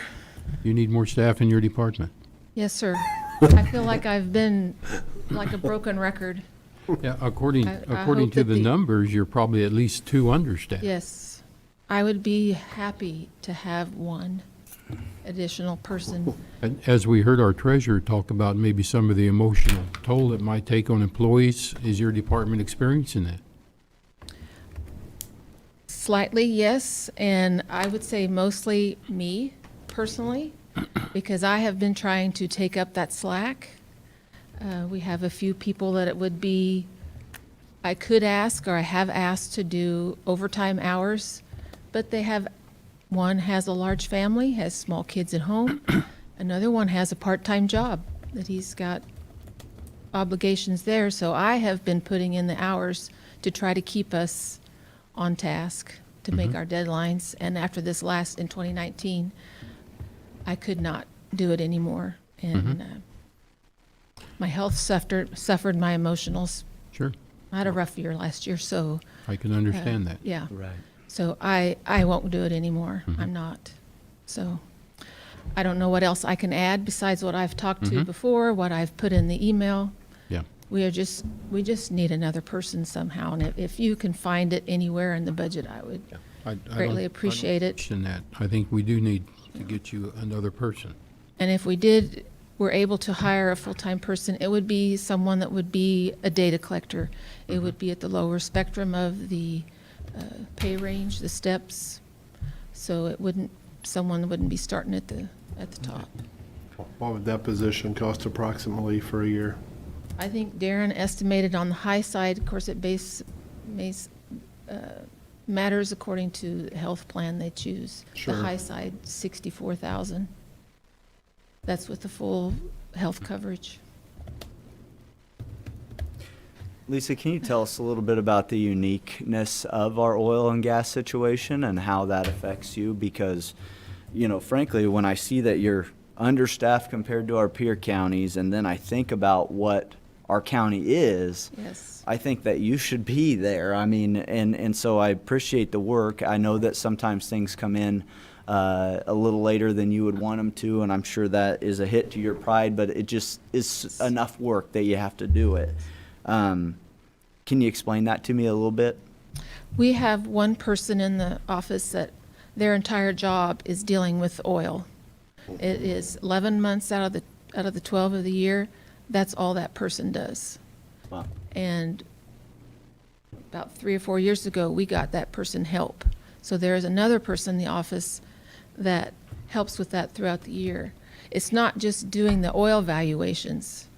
There we have 24,000 mineral interest holders that every year have to be manually verified. Their addresses have to be checked. If the interest has been sold, then you've got to split that out, or you've got to transfer it to someone else. So all of 1,500 leases, if there are royalty or override owners, we have to manually check those every year. And that takes the most time throughout the year. So we have one person that is dedicated to oil, plus a helper. Then the only other question is, what's the detriment to, I know it's a detriment to your mental and physical health when these things are this way, but tell us the financial impact of when things are behind in your office to the county. Well, what we do is, in my mind, the basis for everything else in the county. If we don't have our valuations completed when they need to be done, what happens with your budget? Right. What happens with funding the other departments? When we certify values in June, that goes to the county clerk. She has to do her abstract work. And then her work gets transferred on to the taxing entities. They all need that to work their budgets. If we are continually behind and cannot meet our deadlines, the state does have the authority to step in and take over the office. I never want that to happen. Right. I've always strived to make our deadlines, but it's just becoming more and more difficult, and that's why we have had to ask for numerous extensions throughout this last year. So. Okay. And if the state does take over the county, the appraiser's office, they charge the county a fee for that. Yeah. Does that answer your question? Yeah, I think so. It's the start of everything, and it has to be done one way or another, even if the state has to come in and do it and write us up a bill for it. So, no, I appreciate that. It's a lot to think about, gentlemen, frankly, from my position. I never want Lisa Schlegel's office to be a victim of success, if they have some successes to get ahead of schedule. But the nature of the beast here is we have to figure out the best way to move these monies around, spend within the means of what we collect in taxes, and make a decision, I guess, as we come up to certifying this. So, I would like a little time to think on this, maybe ask a few more questions, and outside of the room to a few of them, and really pin things down to where we should be at. Well, I think our treasurer makes an excellent presentation regarding her needs. Yep. We know the appraiser needs more staff. Right. I'm not opposed to funding a new position for the appraiser. I think it'll be important in that office too, in terms of succession planning. Yes. Especially if we're able to pay in a way that attracts a good candidate. I imagine there's some sort of succession plan that I kind of know of. It's at arm's length, but I think that it could be really important to the future for that office. There's a lot of institutional knowledge in your office that we Yes. don't want to lose. Yes. Without teaching another person. We have one person in the office that will be there 3 years this year. Everybody else is 15, 17 years longevity or more. We have a lot of knowledge in our office. It's always great to hear of an office that at least you guys get along well enough Yes. too that you keep staff. Yes. Because training new staff is never cheap. So keeping staff is important. And I think to all the people that work for Ellis County, I want them to have a good career here. Like Butch did. I want him to have a good career in Ellis County and be happy in that career. So, Dean, any thoughts or comments? No, her email and presentation kind of explained all of it, and I did actually visit with some of your other appraisers in surrounding counties just to chat with them a little bit. So, if they tell you I called, I wasn't going behind your back. I'm just telling you I did call them. That's fine. I'm glad you did. So I think she She definitely does need it. I mean, she probably needs 1.5 actually, but if we give her one, I think she's happy. Yeah, I think hope. we probably need to And, consider that, so. I mean, I guess I'm looking too, if the treasurer, we got too many leases, if the treasurer doesn't fill the 3/4 time position and does her other position, we have, 25,000 left there, and we'd have to come up with the balance, 38,000 to fund that, but, I mean, there's some options there. Mhm. But, So we want to put this on the back burner for a couple weeks? well, I think we need to make a decision at the July 1st or July 7th, I believe. 6th, isn't it? 6? July 6th meeting, yes. Okay, we'll make a decision then. Gives us a couple weeks to discuss it.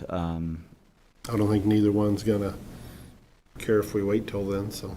I'd like to think of ways to fund it and make it happen and, Mhm. and be fair to both of them, so. Okay, And feel free to holler at me. You might, if you want to stop in, you might call first.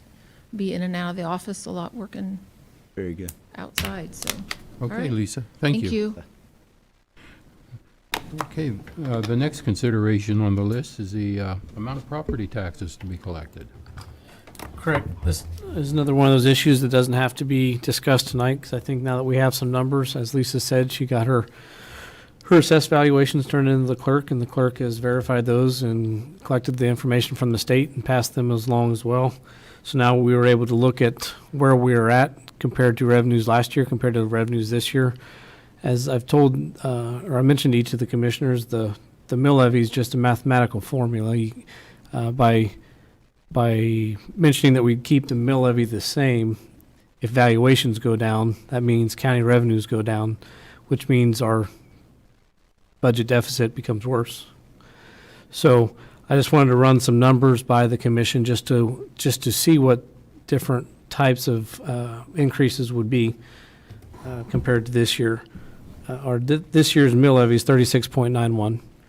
Last year it was just over 36.1 or 37.1. As the commission knows, that mill levy went down because we had that tax abatement come off. The max that we could actually raise it, which as the commission has previously expressed, maybe not be of best interest, if we raised it to 1.8%, we would be able to raise the mill levy roughly 2.3 mils, which is pretty significant.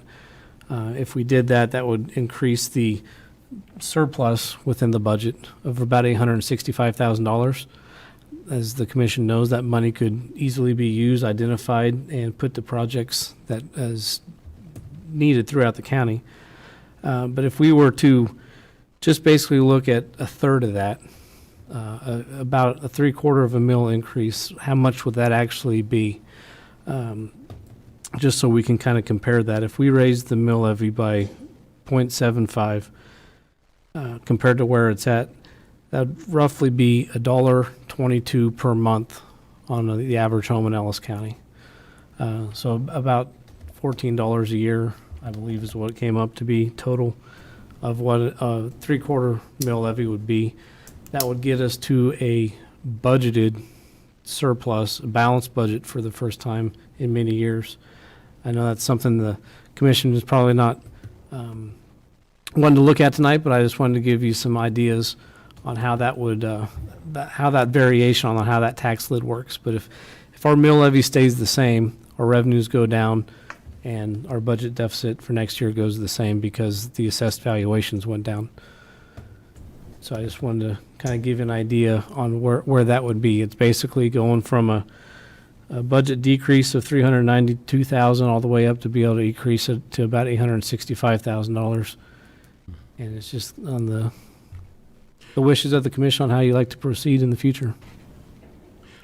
Commissioner, so far I've been pretty silent on the property tax issue here, or the mill levy, whatever we want to call it. And just some observation from the last few years I was working for the county. I watched for several years as the county board of commissioners in the political arena wagered our cash reserves against increasing the mill levy or the property taxes. And the county lost big time by doing that. we got to a point that if we wouldn't have had a sales tax pass, we'd be sitting in an absolute disaster right now. And I'm not going to wager the property taxes in a political arena. We're going to need property taxes to go forth. If we want to look at what 10 years from will be from now, we can't have a budget deficit starting now. We just can't. We have to start getting in the black and getting in the black good. So I'm not opposed to any kind of a tax increase. I'm just not. We need to do what we need to do to fund this county. And I'm glad we have the sales tax that passed, but unfortunately, we could be looking at a budget deficit this year, which is not the way to go. So that's what I have to say about that. I think we budgeted for a slight deficit this year. We have approximately $300,000 worth of unexpected revenue from the sales tax. So I believe that's the figure we were given as approximate. You know, I'm just completely on the other side of the fence on that, and I know we've discussed that. You know, I'd hate to feel like I'm George H.W. Bush up here, but, you know, read my lips, no new taxes. I am not going to take the oil and gas hit and then add that to small business owners and families. Now, a very small increase to balance the budget is one thing, but I believe that, tell me if I'm wrong, Darren, I believe last year we actually ended up with more unencumbered cash than we started the year on, basically because of some unexpected revenues in the Treasury. It does. The unencumbered cash has slowly gotten less, but that's because the budget has slowly gotten smaller. So the amount of unencumbered cash that gets rolled over each year, that comes part out of the county budgets, the departments are getting smaller. So as we continue those transfers over or rolled over for unencumbered cash, will continue to get smaller until budgets are basically running in the red, and then we're hitting the budget stabilization account. As you've seen in the forecast, if we continue that trend, yeah, those numbers get smaller, and those operating in the red years become right back up to sneak up with us in, I believe it was 2026. That's with no mill levy every year by keeping revenues the same. Yeah, it is the problem with the cap. I believe that it created a problem for our commission. I believe that they weren't able to do what they knew could be right. But the only reason they weren't able to do what they knew could be right was because they knew that if they would put out for a property tax increase to the voters, it wouldn't have done well. And we can always do that if we get into serious problems. But being the person I am, I looked at the last decade of county government, and I did what I saw before the hit that we took in 2012 from oil valuations. What I saw was a government that was being overfunded, in my opinion. Now, the good thing about a little bit of cash-strapped years is you make some changes.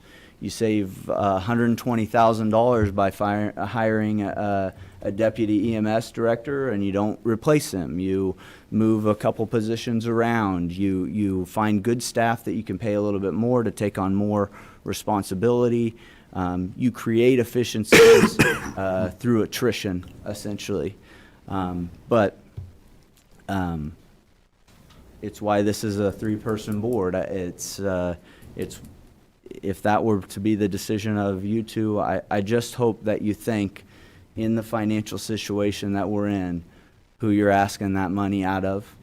And it's small business owners, it's families, it's even more important than that. I think it's the type of people we want to attract to Ellis County, which is people who build things and do grand things and hire people and create the vibrant economy that we have. I am absolutely perplexed right now at how great the housing market is in Hays, Kansas. In the middle of this pandemic, things don't stay on the market. And I don't know what to attribute that to, but I feel like we've done a pretty good job of attracting people to Ellis County. And so, you know, that's just my 2 cents on it. It wouldn't be something that I would vote for. I think at least holding the line on the mill levy this year and allowing, I would think this would be the big point. It lets everybody who voted for those sales taxes realize that we weren't going to come right back to them and that we appreciate what they did for us. It's just that one whole amount of one of those sales taxes is gone in ad valorem tax. And so we did raise their taxes. They voted to have their taxes raised, but there were also multiple thousand people who didn't like that, and they're really not going to like the idea of us pumping their property taxes up. They hurt. I think we should hurt too. I don't think we go back to them. So Well, that's I my think thoughts. the county has hurt, and it's hurt bad. Commissioner Roth, I don't disagree with some of what you say. I do, however, will question if ever in the future you would find it in your value system to even raise the mill levy or the property taxes. I just don't think that's who you are either.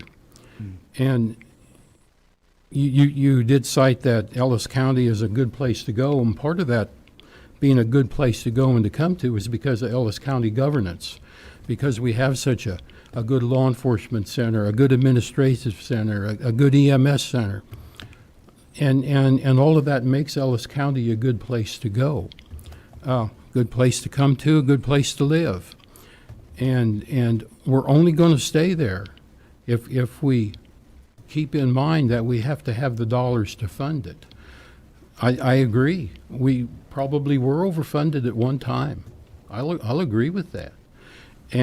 But you can only do so much attrition for so long too, and then you have to start paying the fiddler for the dance again. It's just going to happen.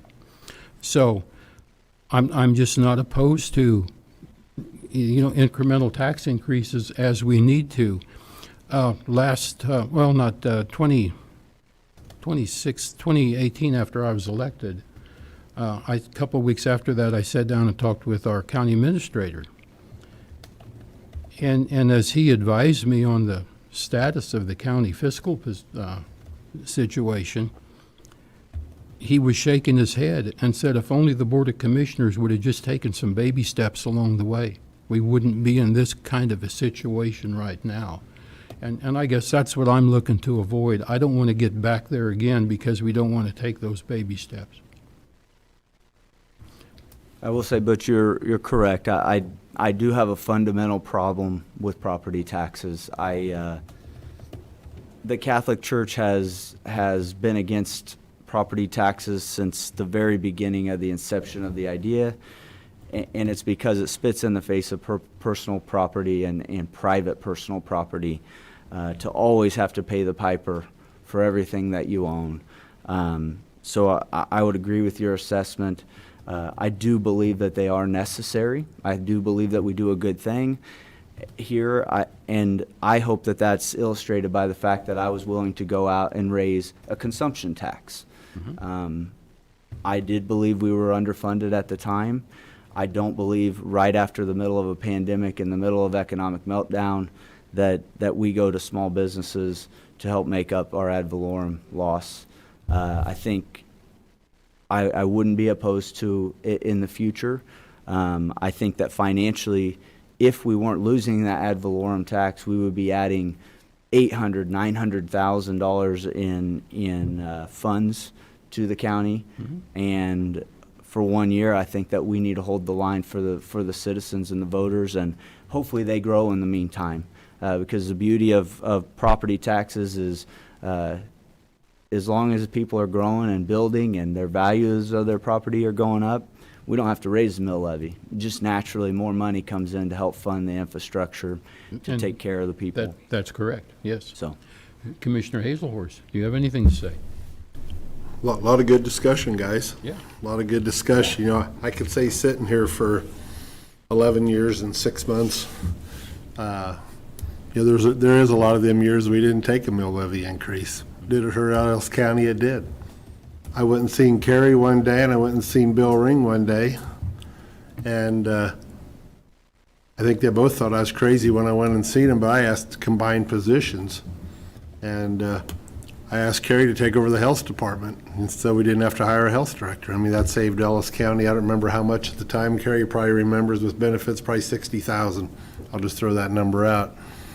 I asked Bill Ring to take over multiple things, and I know he chuckled and laughed one night when I called him. I think it was after a commission meeting, and you know, he stepped right in there, and it saved the county another $60,000-$70,000 with benefits.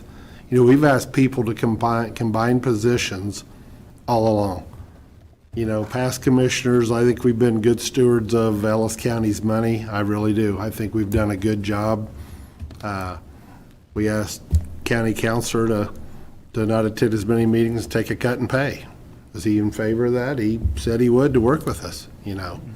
You know, I think we've asked a lot. And there comes a point in time, you can only do that so long. You know, we heard from Lisa Ray, we heard from Lisa Schlegel tonight, you know. You know, if we're given one of our, you know, Lisa Ray was referring to, it's affecting her health. That's our fault. It ain't her fault. She's working all them hours. It's our fault. It's every one of our fault. So we need to look at us and say, hey, if it has to be a mill levy increase, it does. Am I in favor of one this year? I am not. Am I in favor of one next year? We're going to have to look at the situation. You know, we're always worried about picking on the oil. I've heard this for 30 years of my life. You know, the oil. What if we didn't have a drop of oil in Ellis County? How would we fund Bill Ring's department? Let's look at the big picture. How would we fund that department? You ain't going to fund it. You know, we always look about the oil. I've seen the oil at $120 a barrel, and I've seen it at minus 30 for the first time ever in my life. We can't look at that. We got a plan that if we didn't have oil to fund this county, how would we operate? How would we tell Bill Ring, a grader's got 15,000 hours on, he's going to run another 15,000, and we're going to put another $80,000 in a grader that's worth 20? You know, tell him that. Tell Jason that ambulance ain't getting replaced for 20 years. You know, we need to figure out how we're going to run our county without always banking every decision we do. What's the oil going to do? What's the oil going to do? We don't know. Is it going to be $60 at the end of this year? Is it going to be, I don't think it's going to go back to minus 30. God, I hope not. But where's it going to end up at? I think this last year, final number was it 23? I think we ended up having to use for our final number. Is Lisa right? 23, correct? Because I know you called me on that. It was $23. Where's it going to be at this year? If it's 46, let's say, that's a big difference in her numbers. You know, so we got to plan without always banking where Lisa's numbers are going to come in. And if it does have to be a mill levy increase, you know, down the road, like I say, I'm not in favor of it this year. I'm with Dustin. I think our county and every county in the state of Kansas has probably endured enough.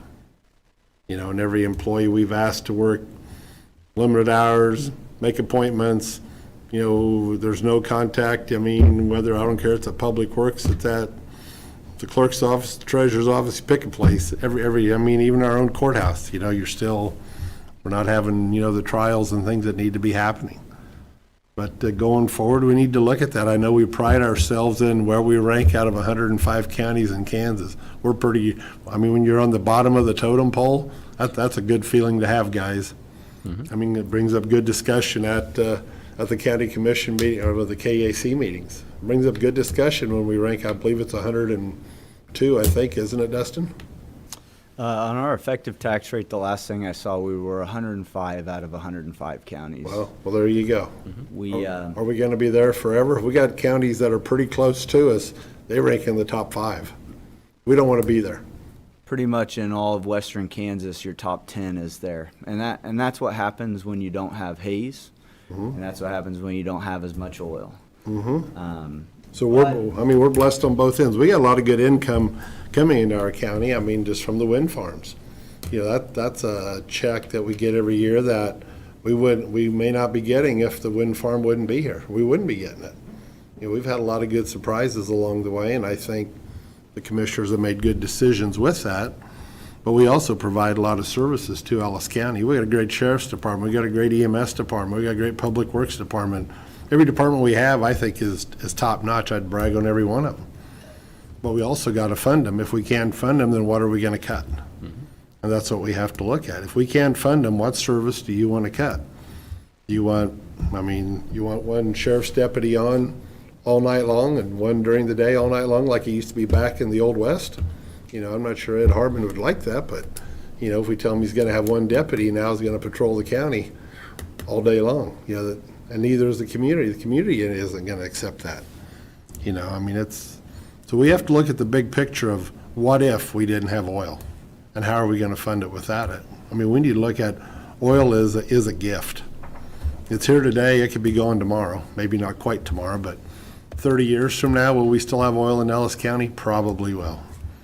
But at what extent will we, and what's the price going to be? Lisa doesn't know that from year to year till about the year end, like this year, it come in at $23. If it had come in at 60, this is a whole new discussion, guys. Sure. Whole new discussion. So I think going forward, we need to be very open-minded. If we have to take a mill levy increase, as Darren presented, we may have to. We have to keep moving our county forward. If not, we're going to be stagnant. Absolutely. And growth is a big thing, like Dustin said. Our housing market in Ellis County is unbelievable. It is. Houses sell if they're under a certain amount, they sell like hotcakes. They aren't on the market a week. We're blessed. We're very blessed. We got good employees, we got good staff, and we need to take care of all the above, whether it's EMS, sheriffs, public works, clerks, treasurer, whoever. Every department needs to be taken care of if we're going to expect what we expect out of them, especially when we ask them to do double duty, like I asked Bill Ring and Carrie at the time, and they volunteered and did it, thank God. But there we are. Move forward, Mr. Chair. Okay. The next item on this list would be health insurance quotes. Correct. I just wanted to update the commission that the consultants for the health insurance is expected to have rates estimates for 2021 by the end of this month, and we'll be able to get those. They won't be exact because we won't have the exact numbers till later in the year, but with those updated numbers, we'll have those for the commission hopefully by the July 13th meeting and put it into the budget. And as well, these other issues that were resolved tonight will be updated into the budget as well. Okay. So I just want one clarification before we move on so we don't have to discuss this again. When we discuss revenues and mill levy, I just want to confirm, if we keep the mill levy the same, revenues will go down and we'll lose about $400,000 in revenues. That means that'll make, so do we want to keep revenues the same or do we want to keep mill levy the same? I'd like to see how it looks with the mill levy the same. No increase in the mill levy. That's what we'll plan on, and I won't bring it up unless the commission. I'd like to see how it looks. I'd like to see that first also. Okay, I will get that out to the commission here this week or next week. That Either way way, you can we see got the to make numbers. either way, we got to make a good business decision. So I'd like to see how it looks. I will tell you guys, I do appreciate this discussion. It's good to see the different perspectives from it. The big question that's run through my mind as we've gone through this somewhat of a roller coaster ride of we're in good shape financially, then oil hits negative $30. And the question that's been on mine is, what if? What if we weren't getting a sales tax, and what kind of situation would we be in? And I think that's a good mental exercise. Mm-hmm. It's an exercise that says we would be cutting stations for EMS. We would be cutting the sheriff's office. We'd be cutting everything. And Dean made what was a great statement, and that is that the question of relying on oil. And the answer is obscene property taxes. To try to do the amount of work that we do, the things that we do, we are truly blessed by that oil. Mm-hmm. And so thank God. It means we get to do things way better than the county I grew up in, Ness County. Mm-hmm. When you call to get an ambulance in Ellis County, people have to leave from their house, go pick up the ambulance, and then go find you. Not us. We're top notch, and that's why we're a good place to live. But frankly, in Ness County, they can't afford to even try that. So it's really a good question, and I think a good mental exercise for us in budgeting. I mean, we were lucky there with getting Jason when we did. I mean, where he walked in and took EMS over and Health Department over, and I mean, it hasn't skipped a beat, which is good. Absolutely. Hopefully, we can save on that health insurance so we can help staff out in the meantime, as we do ask them to take on a little bit more of the share of that. So, Okay, moving on. We have an open position in the clerk's office. You okay if I stay here? Sure. Thank you. Donna Maskus, Ellis County Clerk. I was really shocked. Last week, I got presented a letter from one of my key employees stating that she had been offered quite a job. okay. So I will be losing her. And you know, elections 2020 are very busy in our office. We've received close to 2,000 requests to have advance ballots to be mailed. So lots is going on. Also, I want to share that I heard from property valuation today, and the July abstract was approved. So that was good news for us Okay. and for everyone. So I would like to go forward and replace that position is what I'm asking tonight. Please do, yeah. You probably couldn't function much without it. No, we just have tight with our 5 people, including me, Sure. you know. And, Good. so I Fine do with me. appreciate that. Thank you. Yeah, you run a very lean operation. Thank you for that, and hopefully you can find a good replacement. Thank you. Okay. County Administrator report. Unfortunately, I do have a couple, but they're good news. Good. For once.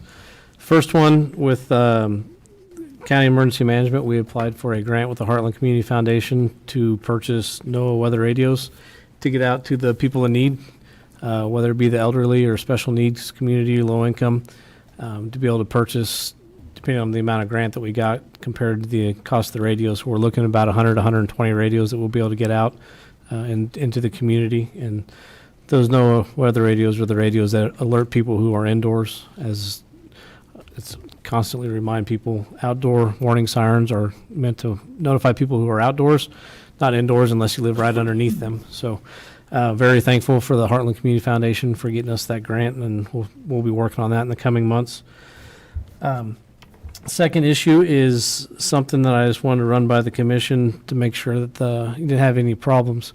One of the benefits that we offer our employees, if they have a Plan A, is a health savings account or a HRA account.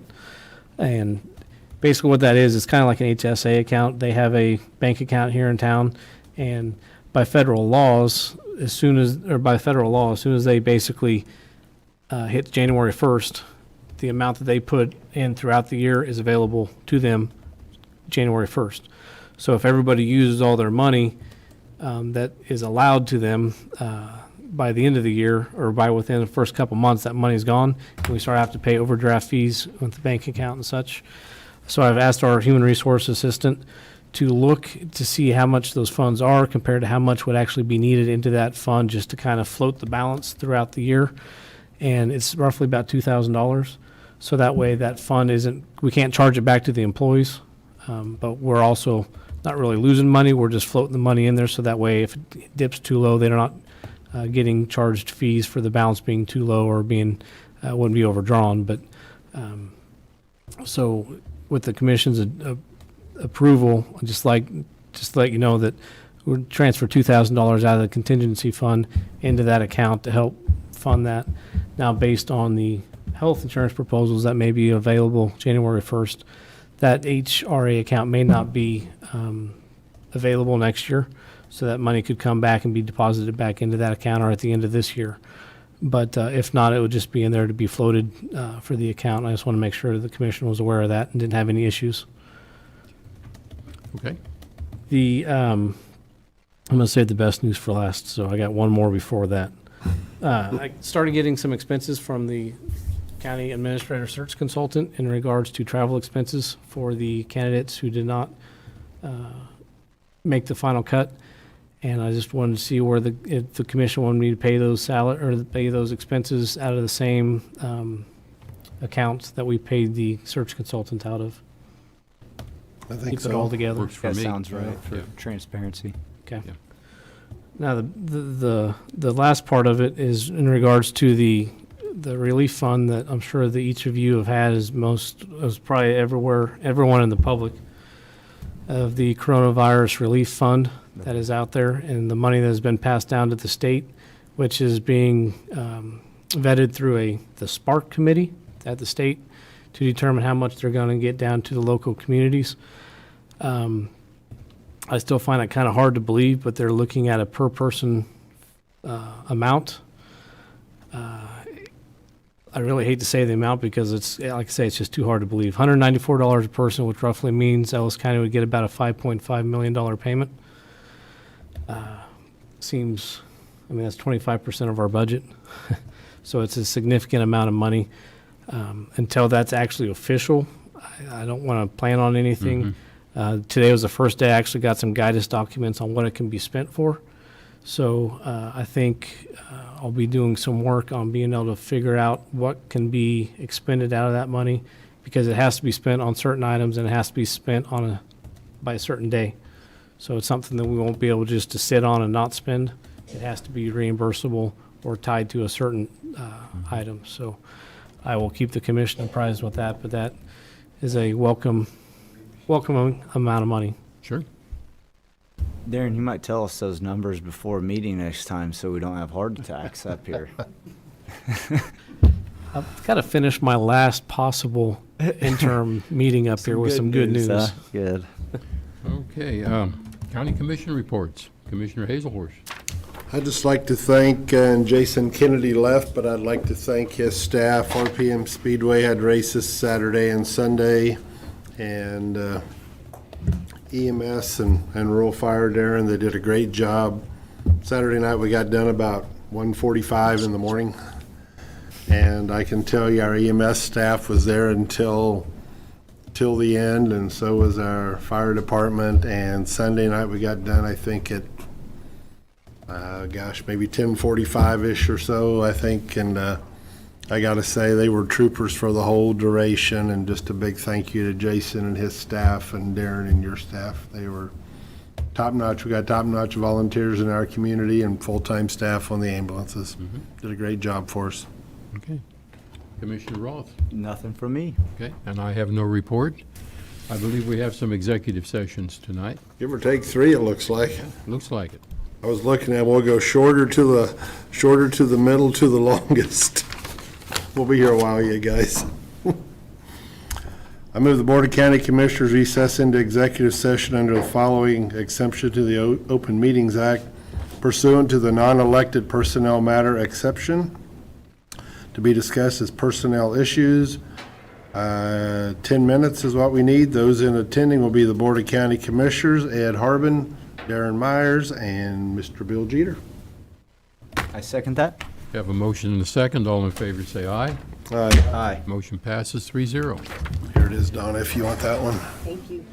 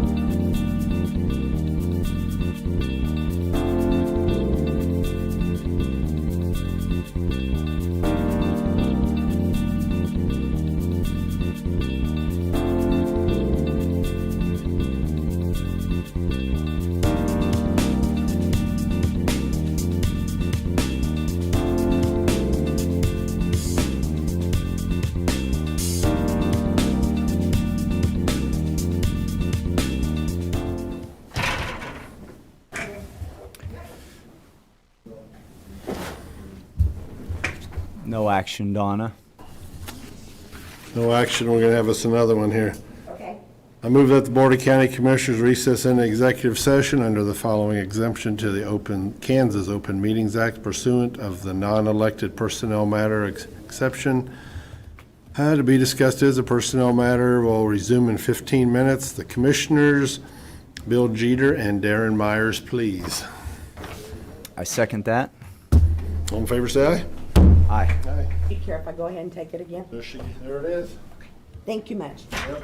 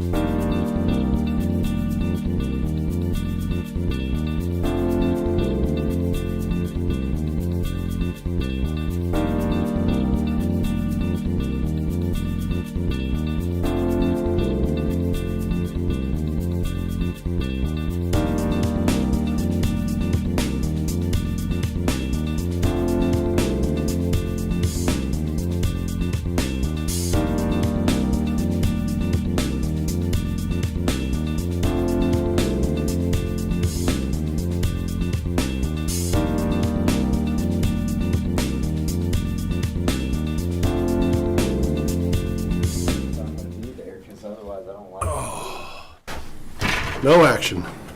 Okay. One more time. I move the Board of the County Commissioners recess into executive session under the following exception to the Open Meetings Act pursuant to non-elected personnel matter exception. Subject to be discussed is administrator's contract. Resume in 20 minutes. The three commissioners, Darren Myers and Mr. Bill Jeter. I second that. All in favor, say aye. Aye. Aye. Motion carries 2-0. And Dustin Mason decided he better get home.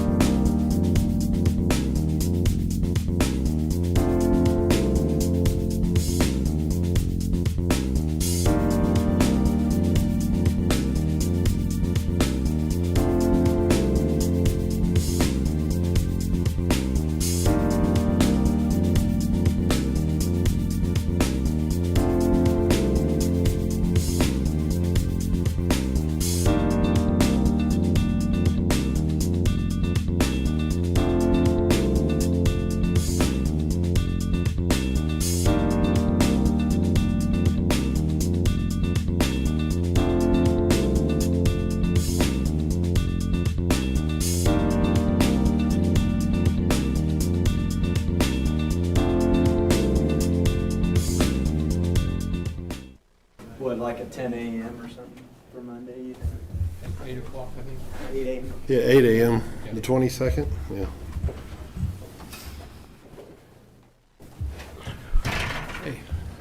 No action. And the meeting will adjourn at 8:34.